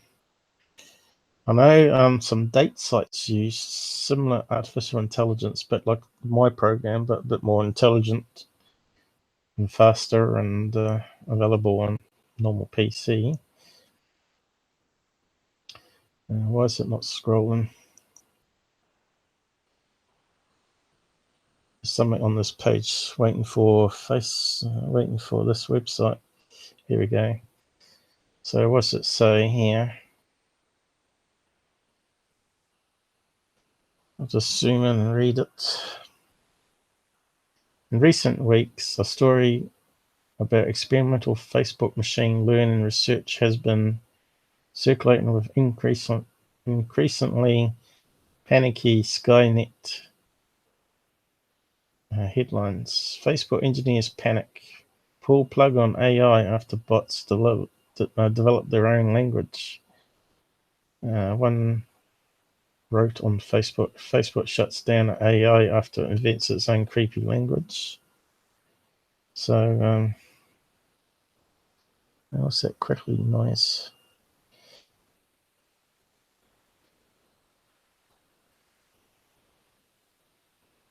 References to coming robot revolution, killer droids. Bob, I can. And this is some of the examples of the two things. I've got one called Bob AI and Alice AI. I can AI everything else. Balls have zero to me. Do me, to me, to me. You I everything else. Balls have a ball to me, to me, to me. Sounds like a mindless troll. That'd probably go quite well on YouTube. Sounds like they're on drugs, huh? Too much weed. So that really is somewhat more prosaic. A few weeks ago, GoFast Design did report on a Facebook effort to develop a generative adversarial network for the purpose of developing negation software. Negation software. The two bots quoted in the above passage were designed and explained in Facebook Artificial Intelligence Research Unit blog. For the purpose of showing it is possible for dialogue agents with different goals, implemented as an end-to-end trained neutral networks to engage in start-to-finish negotiations with other bots or people while arriving at common decisions or outcomes.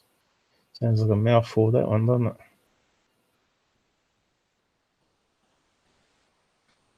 So what we got here?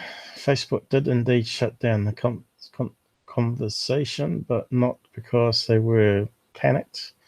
They had untethered a potential Skynet. They weren't panicked. They hadn't untethered a potential Skynet. FAIR researcher Mike Lewis told Fastco they had simply decided our interest was having bots who could talk to people, not efficiently to each other, and thus opted to require them to write to each other legibly.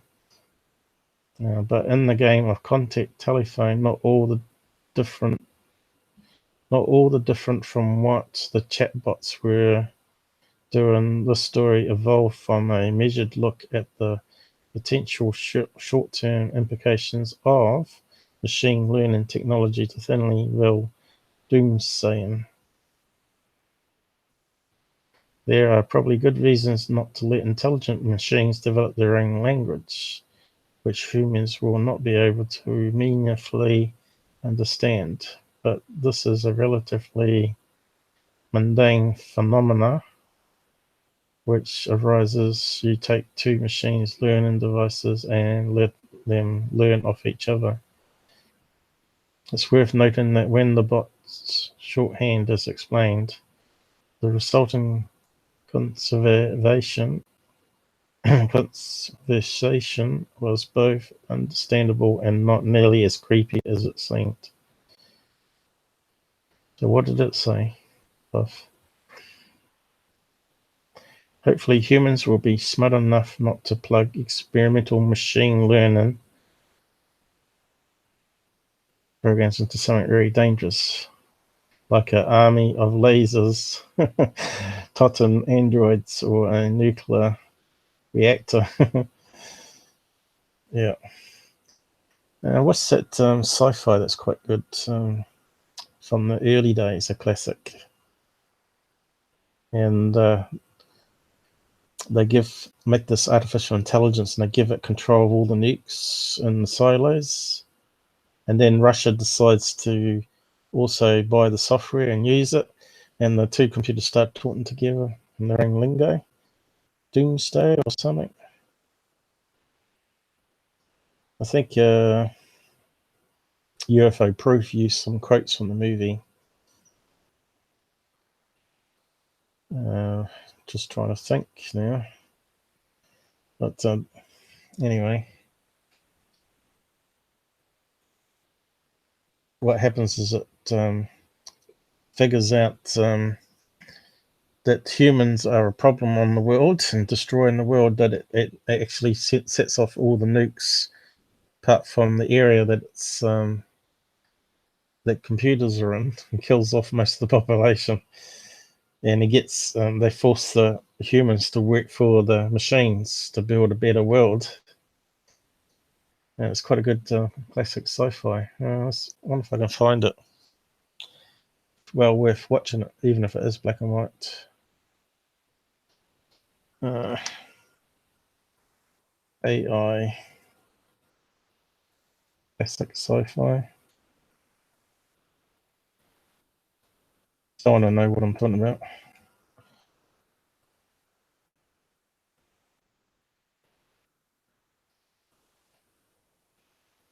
Star Wars was also had artificial robots and artificial intelligent films. Let's see what the wiki says, I guess.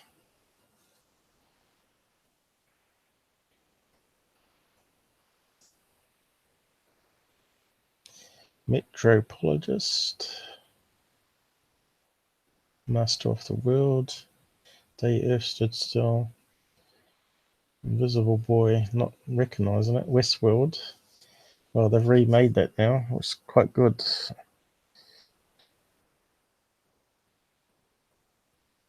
Alien, it's getting earlier and earlier. I mean, closer to modern times.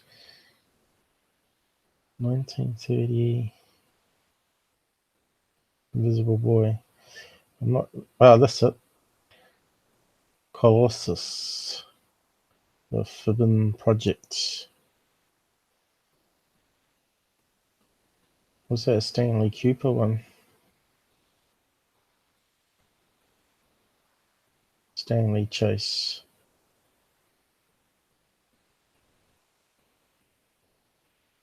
Chief designer of a secret project, Colossus. Advanced supercomputer built to control the United States and Allied nuclear weapons. Located deep in the mountain, powerful.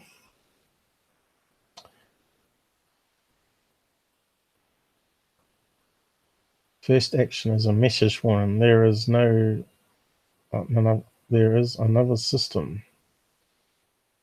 CI director is asked why the CIA did not know this, but Barbara tells the president they had seen indication of a large-scale Soviet defense project happening near the area. So they make an artificial intelligence program and they start talking to each other. Colossus then requests to be linked to the Guardian, which is the Russian one. So yeah, good movie. It was Forbidden Project. It was 1970 American sci-fi. So there you go. It's got some really cool voice of the computer talking from the movie. Probably can find them online too.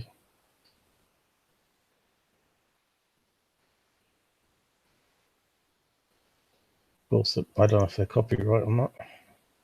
Should be public domain by now. 1970, you'd think, but you know, Hollywood.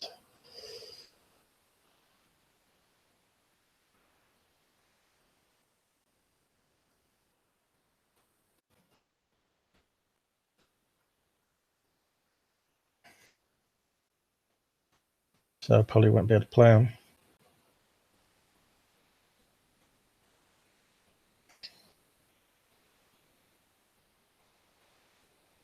So they have got clips.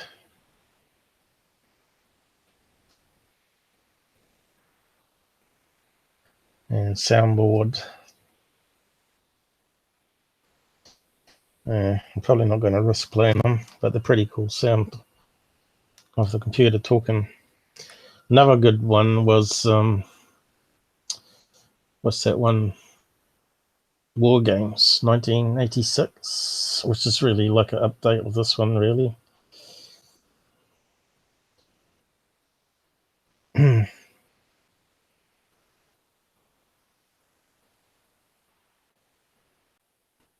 let's have a look what the soundboard says. Do they say the public domain?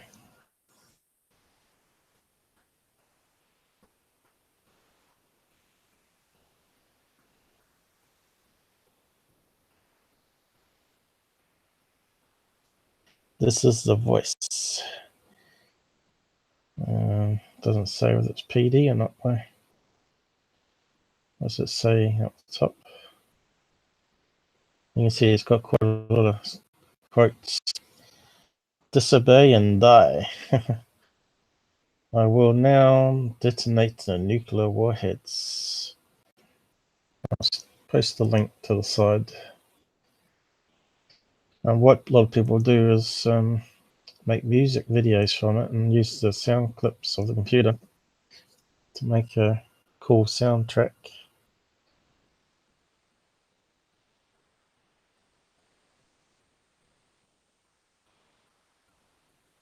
What does it say? Personal. What's that mean? So you can't use it on YouTube?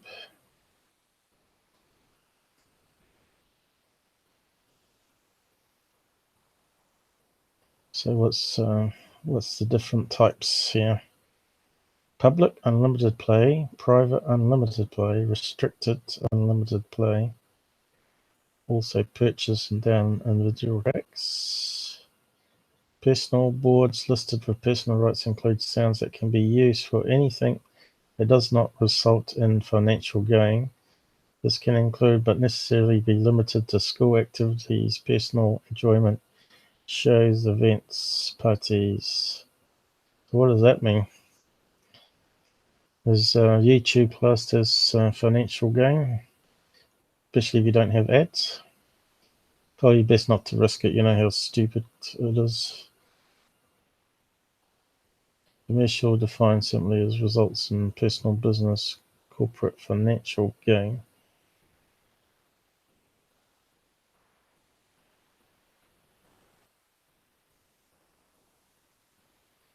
Anything of the following brand, advertising retail products, phone apps. So I suppose that's YouTube out. Well, how would you buy a license for it then?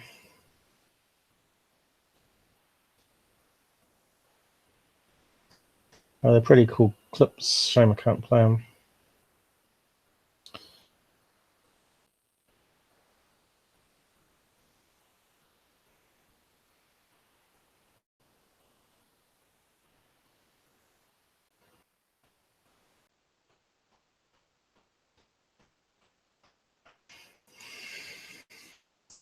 I don't know if there's any other sites that say PD or not. One of them truly terrific sci-fi films. Not terrific. Terrific. Terrific.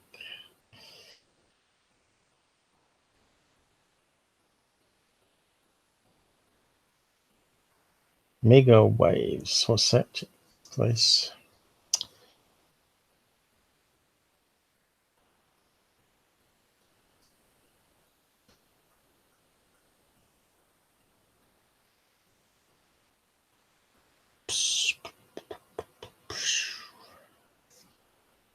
Wave file, great. Doesn't even say whether it's copyrighted or not. It's bound to be though, isn't it? Oh well, enough on that one.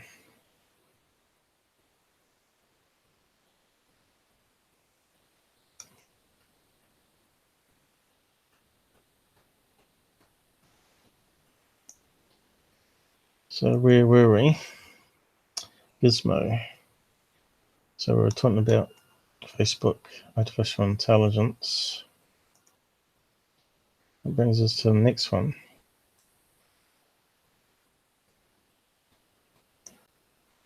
A threat of weaponized AI is tearing Google apart. So here, Google's first major, what year was this? Can't see a year number.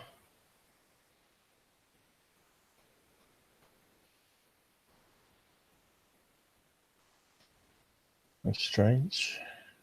Normally have a year number. Google's first major artificial intelligence contract with the Pentagon could be considered weaponized AI, and this is causing major inter-office strife, reports the New York Times.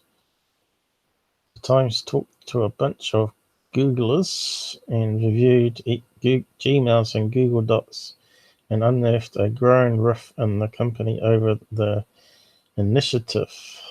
It all started when Google's AR department won a contract to work on Project Maven. Is that showing up? Maybe make it bigger.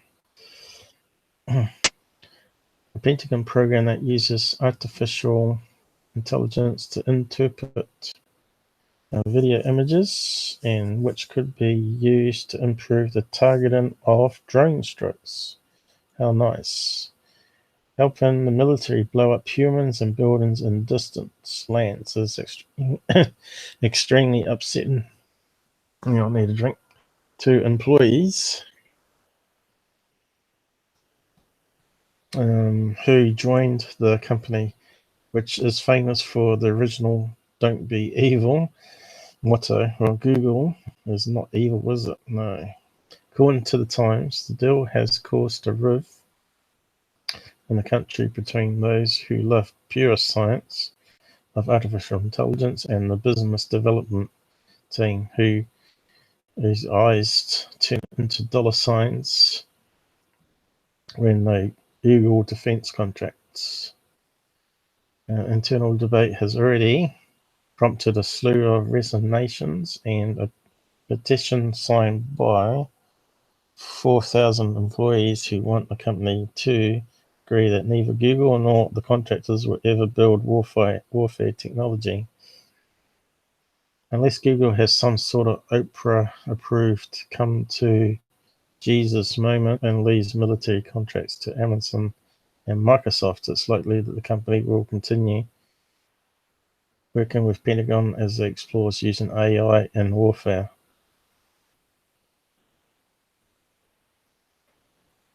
Google has not responded to our requests, so one of it's been updated then.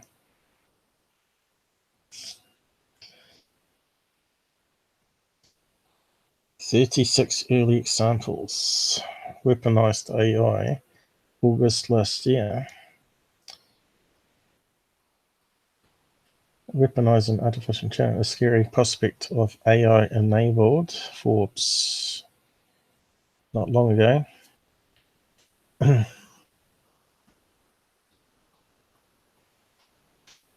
scary prospect of weaponized enabled terrorism. And there's our drones shooting off missiles.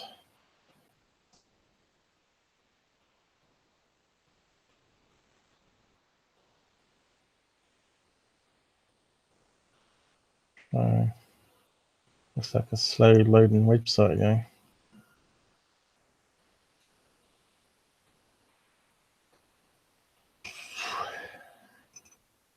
So it sort of could, they're doing drones with AI.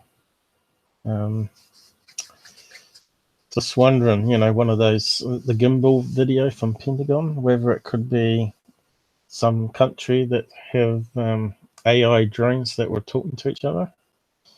I think I did a video on the gimbal video, and I said it looked like an experimental drone plane. But the Nimitz one is definitely UFO-like, not a drone-like. I did that one as well, but that one's taking too long to load. Let's get rid of that one. Looks like it's trying to play sound. Hopefully I got it muted. And so I end up with a bloody copyright strike, and they'll take control. Okay, let's have a look at this one here, the examples last year. I suppose that's going to take forever to load too.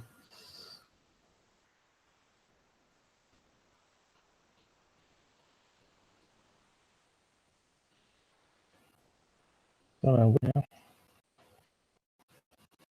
Here we go.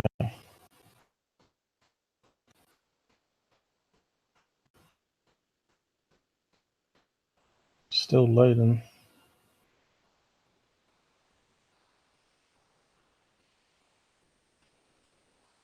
There is the examples. Here we go. Hello. 8 scenarios. Virtually every situation presents an opportunity for weaponized AI, but each will require different strategies, targets, and technologies. AI tools will include incentive, pressures, threats, intimidations, theft, and blackmail. Over 100,000 reward is offered to someone to kidnap an 8-year-old girl. Many who pride themselves in being law-abiding citizens will jump at the chance, knowing full well that if they don't do it, someone else will. They also know that AI will protect them, and if they don't do it, someone not as nice will run with it. Each of these games will be played until a final outcome has been achieved. Now, I suppose you could program a robot to go and steal from the bank or something. Stock market manipulation, blackmailing a judge, threaten a politician, hijacking a city, hosting the Olympics, destroy a religion, destroy a country. Biggest way to destroy a religion is through scandal and controversy. And well, every religious organization already has it. Levitation of series of videos. Destroy a country. Almost sounds like the Saw movie. Get the key. It's an acid.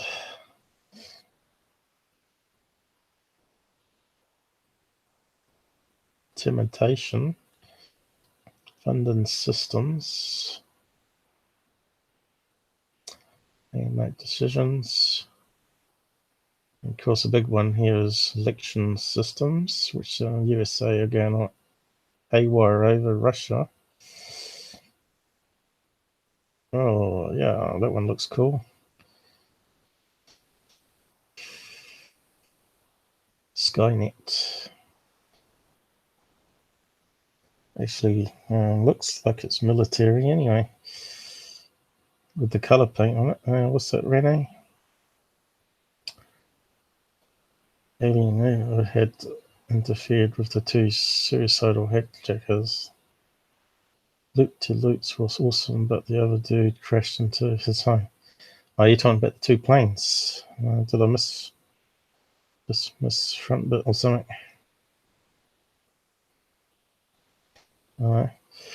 Yeah, I heard all sorts of conspiracy theories from the guys on that one, saying it was shot down with missiles, but you could clearly see that they got a video of it from bystanders or something. I bet the fighter jets had better HD video footage than what we got from the Pentagon stuff. They keep all the good stuff for themselves. Hackable equipment, planes, flying drones, driverless cars, delivery trucks, stoplights. Sounds quite scary. So, yeah.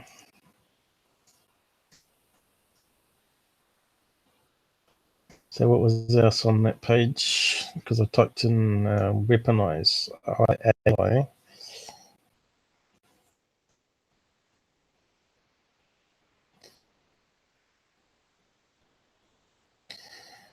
Elon Musk and AI experts call for a ban on robotic weapons. That was last year. Let's have a look at that one.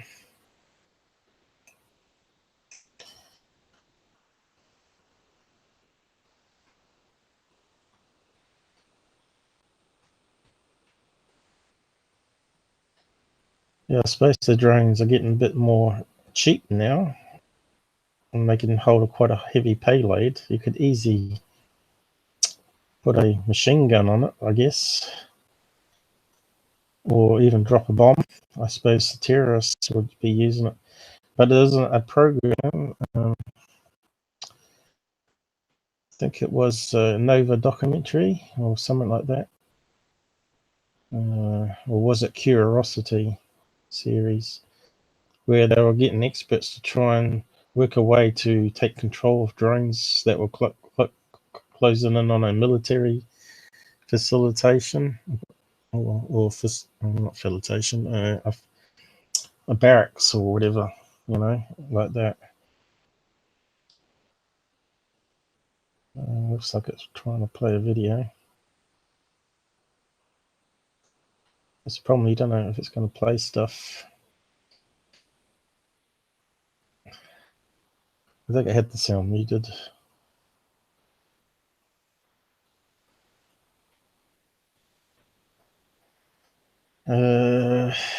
Killer robots. Yeah, it looks like it's mostly a video, that one.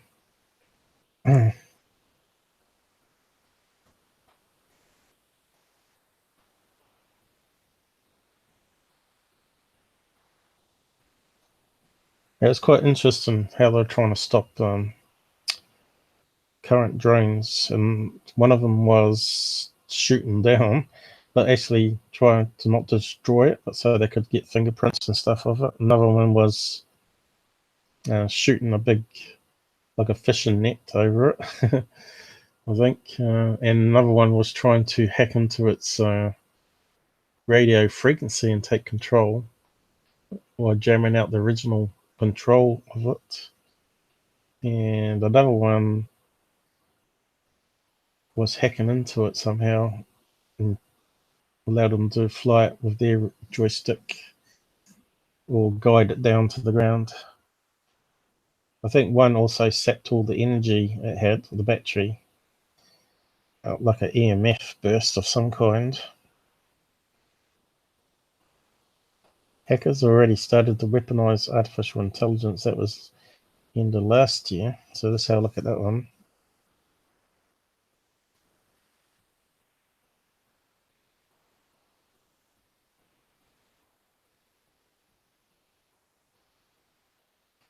It's a bit scary when you get hackers on. That kind of reminds me of that series on TV at the moment, the Salvation, where meteorites heading towards Earth, and the hacker group Resist takes over a satellite which controls nuke. Oh, and they got nukes in space. That's right. They got a satellite with nukes on it, which is part of probably Star Wars program. So what's it say here? Last year, 2 data scientists from security firm Zero Fox conducted an experiment to see who was better at getting Twitter users to click on malicious links, humans or what happened there? Or an artificial intelligence. The researchers taught an AI to study the behavior of social network users and then design and implement its own phishing bait. In tests, the artificial hacker was substantially better than human competitors, composing and distributing more phishing tweets than humans. That's a bit scary. That means you don't know who you're talking to. It could be just an AI program now. Bit like the program I wrote years ago, of course, but a lot better. Simulated spear phishing tweets. There are 275 victims. So there you go. You just have to click on the link, I guess, and be infected on your computer. What's it say here? Thankfully, this was just an experiment, but showed that hackers are already in position to use AI for their nefarious ends. In July, Black Hat USA 2017, hundreds of leading cybersecurity experts gathered in Las Vegas. That would be cool to go to one of those to discuss the issue and other looming threats posted by emerging technologies. You can bet this is all to do with also the US elections.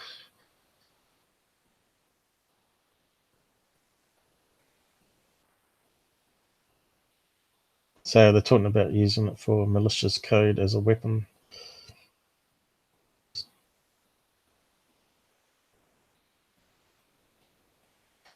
Sorry, did you say something else? Oh no. Old message. So I think that's probably it for the weaponized part.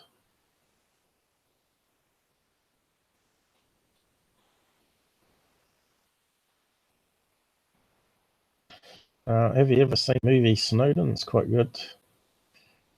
Shows what they were doing for NSA and how they were hacking into people's PCs and watching them on their own webcams and listening to them on the phones and stuff.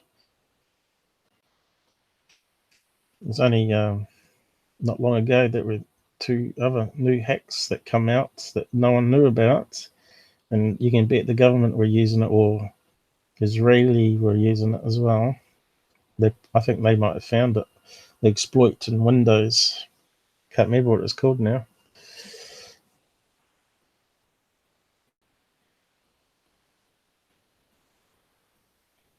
Google done with weaponizing AI. So it looks like Google will not develop weaponized AI, but will work with government and military in other areas. There you go. That's quite interesting. Killer robots.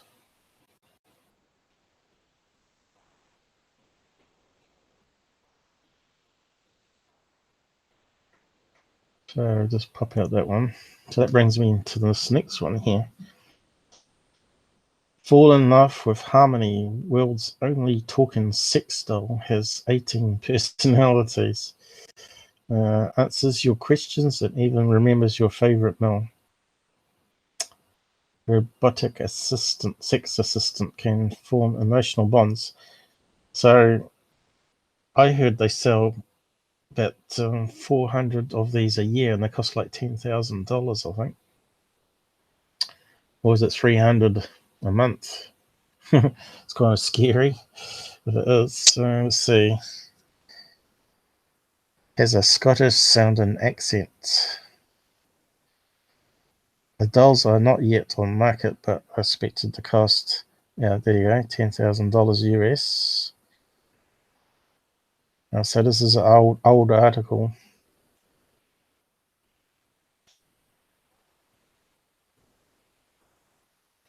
So it's got traits like including shy and sexual. A new video has been that shows the doll speaking, in which she describes sex as one of the most fascinating things.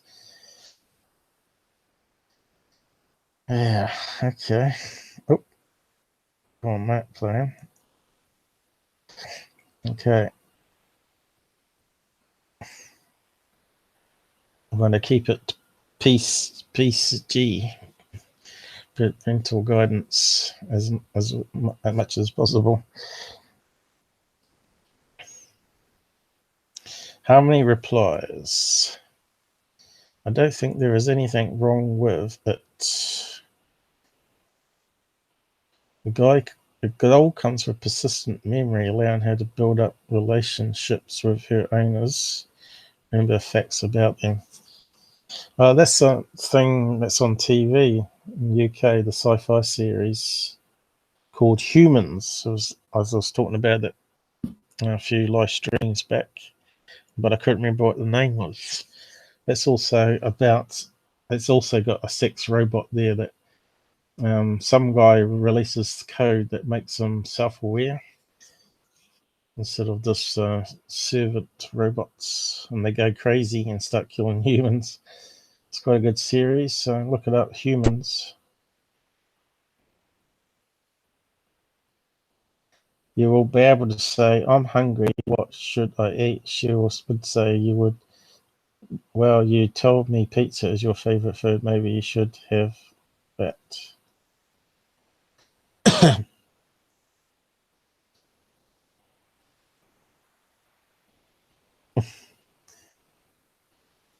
So it's not just females then, is it?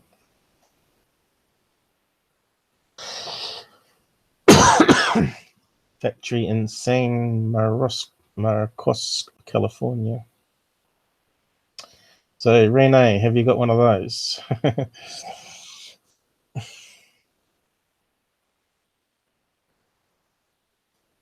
I'll give you a link. Daily Mail, I suppose. You can have a watch of the videos if you want on the computer.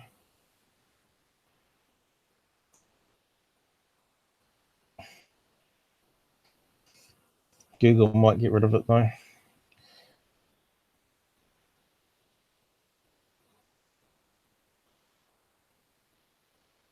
Why is it not scrolling? This website is just loaded with ads and stuff, isn't it? Now, what's it say here? But can it mow the lawn? That's a good point. We want one that mows the lawn, take out the rubbish.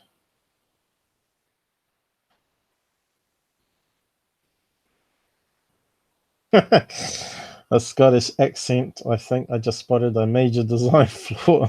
I think they now have got different voices for it. So they probably use Google speech software and stuff, probably.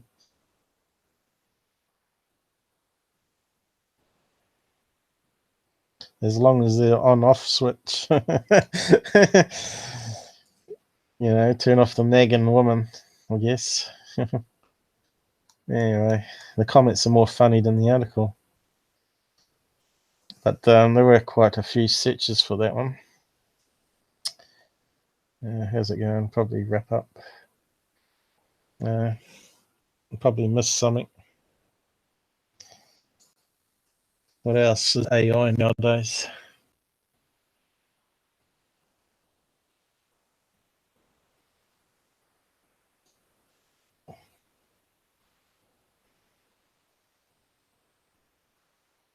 So this is this year, so that's more current. A new customized sex robot named Solania.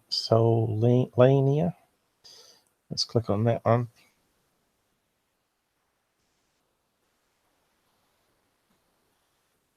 Now, there's a good series online that talks about aliens as well as this type of stuff.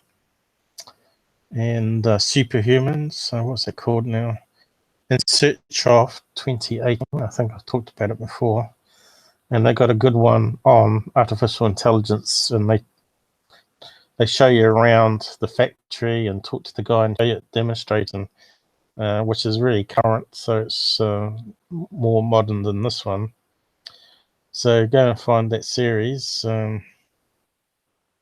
Let's see if I can search for it and paste the link. I think it's episode 4 for the artificial intelligence. And search off.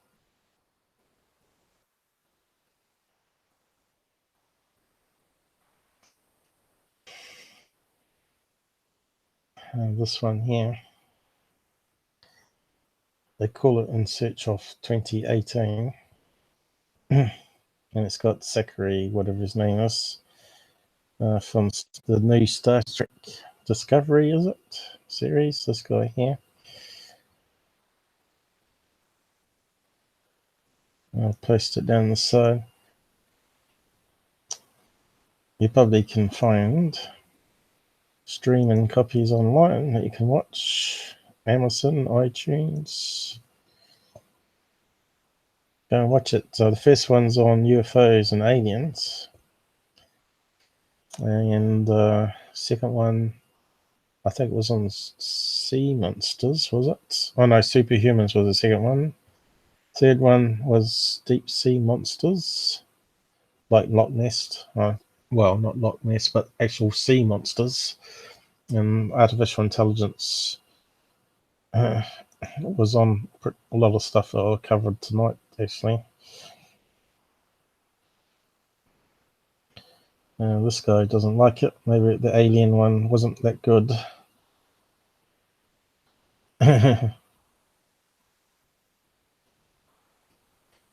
Yeah, the real first In Search of had Spock on it, which was really good. Nimoy, whatever his name was. Leonard Nimoy.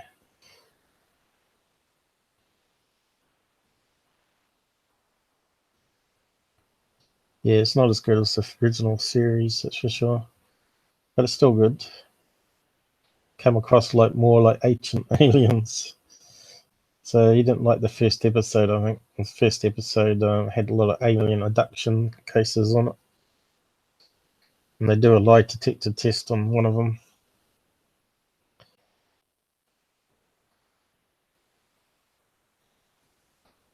So, ooh, that was starting to look a wee bit better, isn't it? Looks a bit more realistic. Eyes that move, facial expressions. Oh, it's playing a video here, is it? Or animated gift. Kind of creepy though, isn't it? But there's another movie that used transferring man's conscious or brain power. What was it called now? The Black Carbon Altered.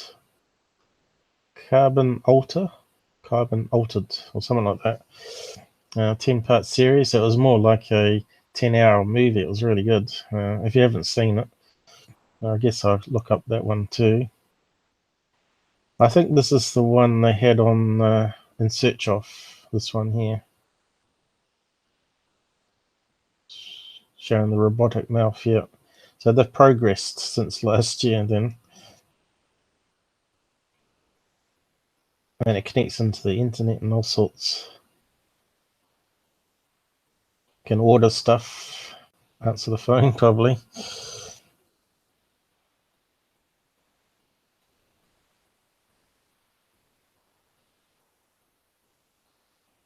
So it makes you wonder it's going to be like in another 10 years or even 5. It'll just get better. I'll post that one down the side too, so you can have a look at it better.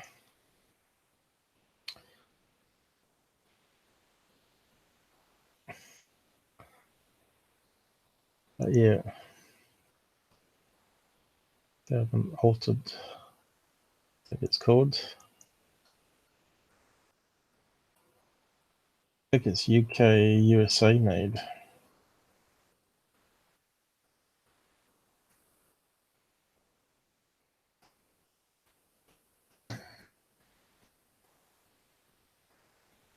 And there you go. It's got some official clips. Are you allowed to play clips without getting copyright strikes? I don't know.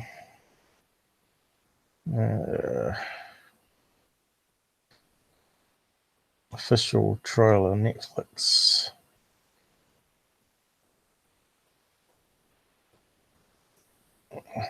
Have a look at the trailer and the TV series. I recommend it. It's really good. But it's still another cop with a strange sidekick or whatever. which a lot of movies are nowadays, sci-fis.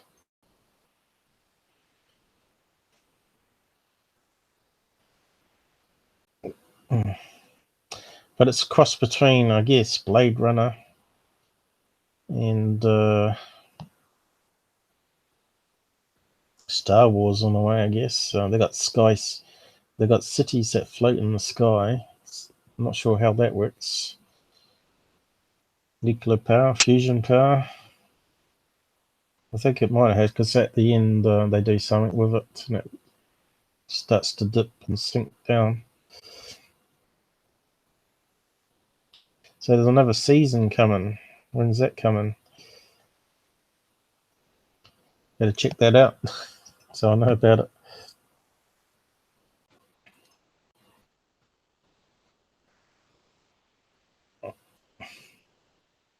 Definitely got to watch season 2 then.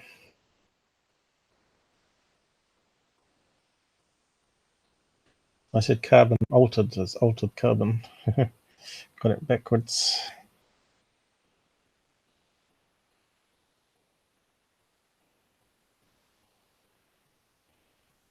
It's got some spoilers, huh?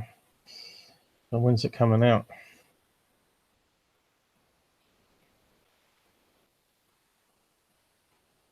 And we don't want to read spoilers. That sucks.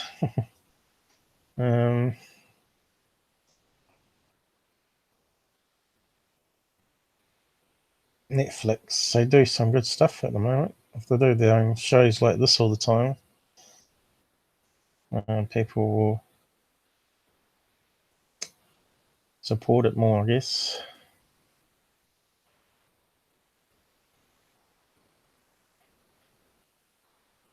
So season 2 release date.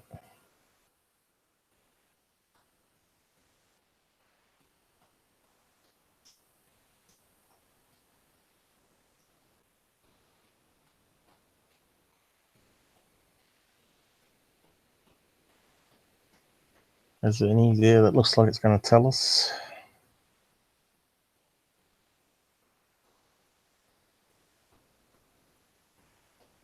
I suppose the wiki page might have it.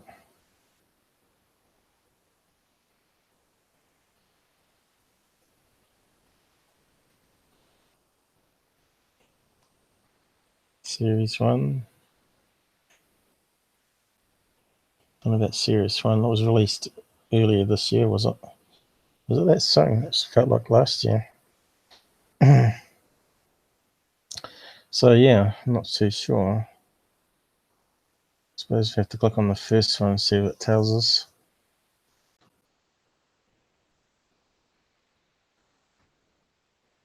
But yeah, this is like artificial intelligence and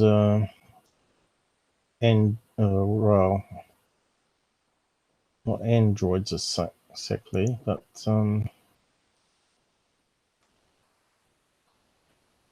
what do you call it, humanoids, where they get a body and they can plant your brain into it. Well, the brain memories through a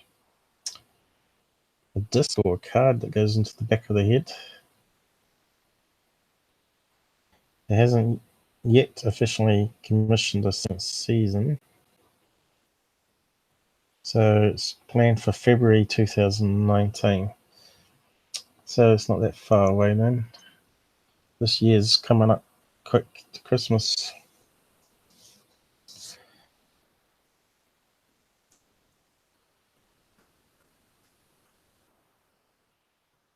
AI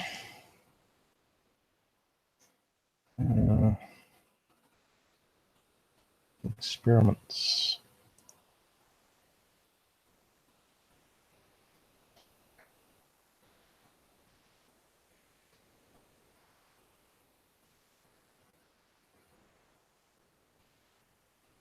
Quick draw. So let's have a look at that one.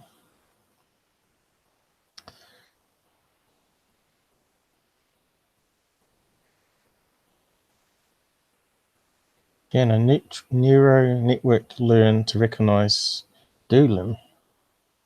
let's draw. And I'll place that down the side. I might have fun with that.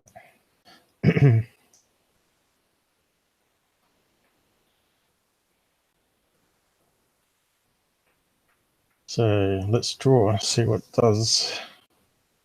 Draw a sleeping bag in under 20 seconds. There we go.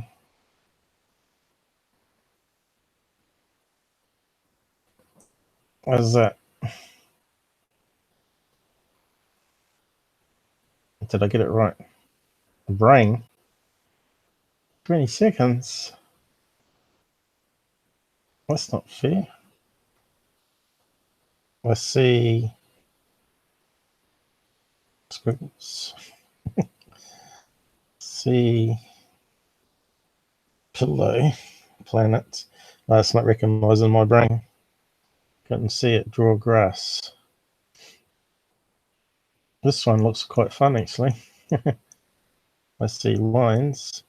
How the hell did you draw grass? Did I get that one? Zebra. Come on, that's complicated.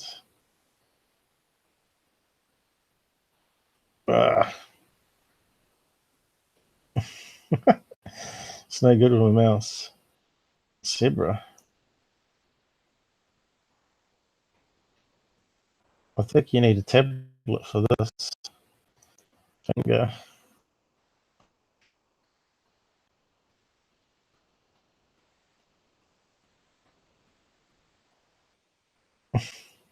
Crocodile. Lightning. I see an arrow. I see a shark. I don't see a shark. Dolphin. No. I know good drawing with a mouse. Crayon. That should be easy enough, shouldn't it? Nope.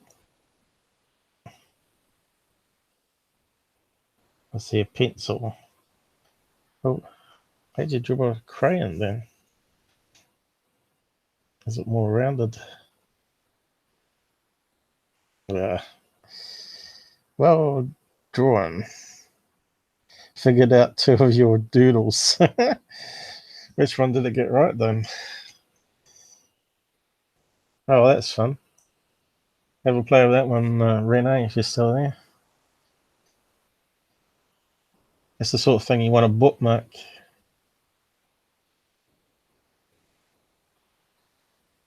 Experiment lets you play a duet with the computer. So it plays sound, does it? Experiments with Google.com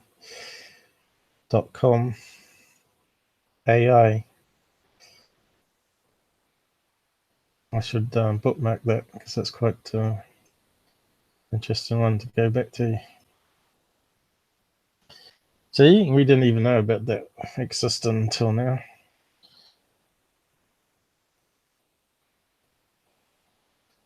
Looks like they're doing some more complicated ones. I never got bike. Bike's easier to draw. Tank, the boat. I'll just bookmark it anyway.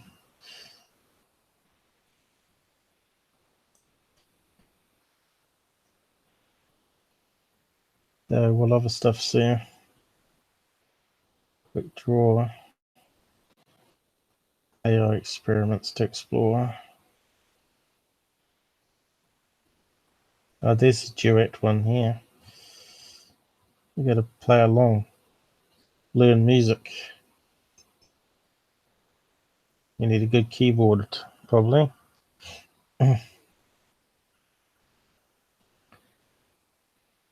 So, do you know about crazy stuff you can do with Google? I have an episodes. I used to make episodes called News Bits, and I used to talk about crazy stuff. Google Gravity is quite fun if you've never played around with it.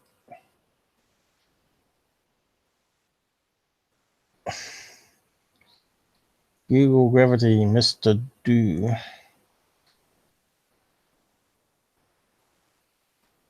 Brings up the search page. But it's all like in space, and you can pick up stuff on the search page, and you can actually type search as well. Oh, what's happened?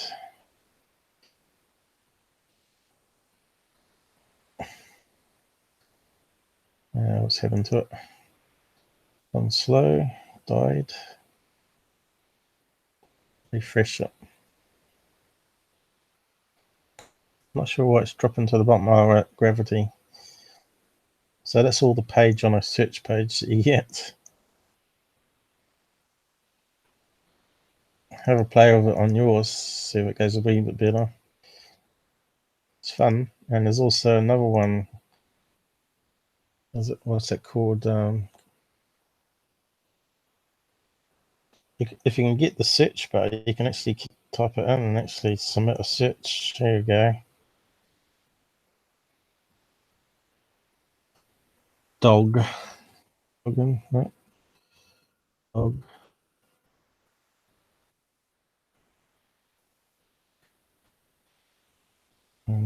Is it hitting search or not?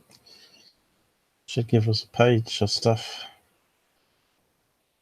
Probably not working as good as your search. Sign in.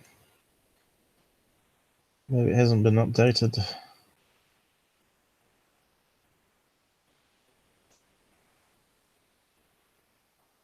Yeah, I think it's playing up.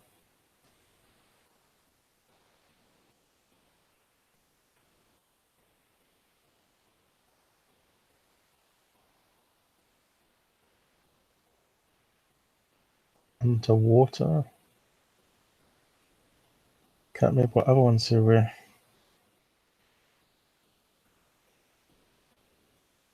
Google gravity trick. Google, we got videos on it here.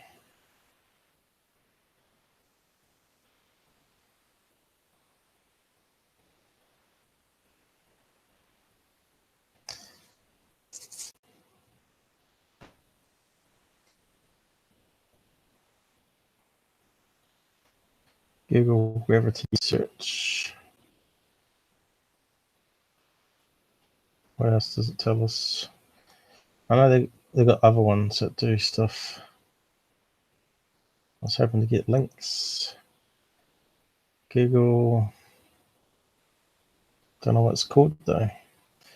Gravity sphere. Gravity mirror.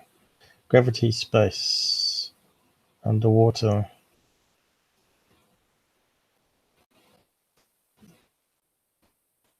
Google space. That's another one. Let's have a look at that one.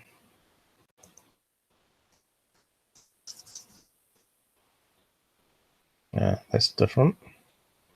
Alright, slowly drop on now. I think that's what it's meant to do. And you can actually use it for searching. So type dog in again. Why is it not going? I feel good. Right. Not too sure why it's not selecting. You should be able to search. Google, bang, crash. You throw it around. Good fun. How to destroy Google. That one's more fun. It's called MrDoob.com, so he's probably got other ones there.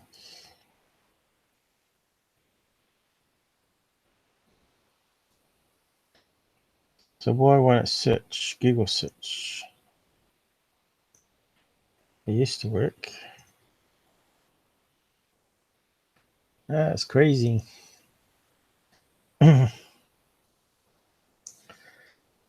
Vortex, spin painter, underwater search. Oh, well, let's have a look at that one. Not sure if I've seen that one.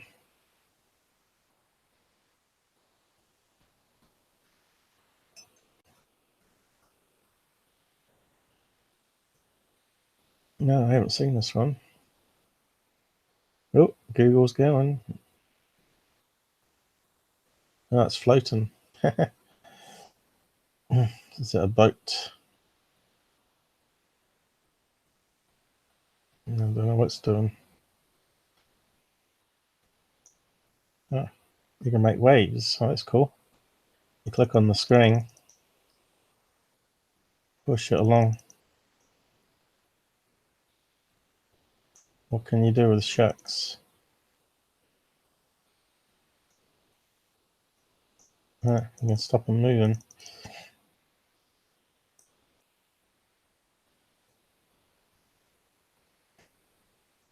Can we get it to eat Google?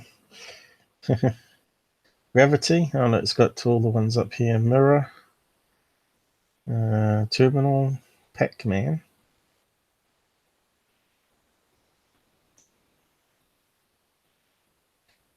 We'll look at some of those while we're here.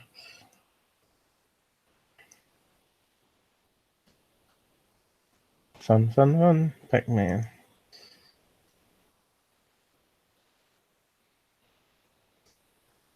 Oh, it forms the word Google. Probably got sound, is it? And I got it muted, so it should be right. Guitar, terminal, underwater, mirror. That's going to be crazy, huh? Snake game.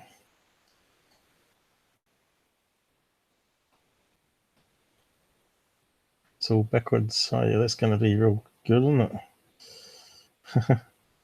And snake one. Let's have a look at that one.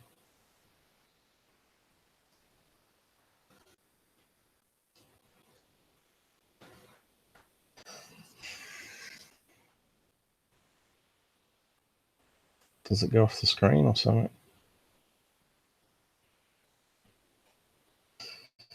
That's not too exciting anyway. Well, I think that's probably all I'm going to do on this episode anyway. 3 hours.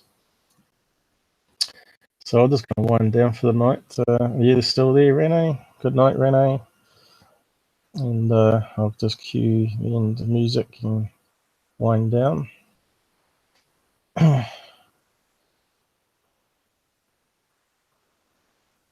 Wasn't too many UFOs this time because it was a really different topic tonight. First half was UFOs, so wait till it's processed it, and you better watch what I showed before you showed up.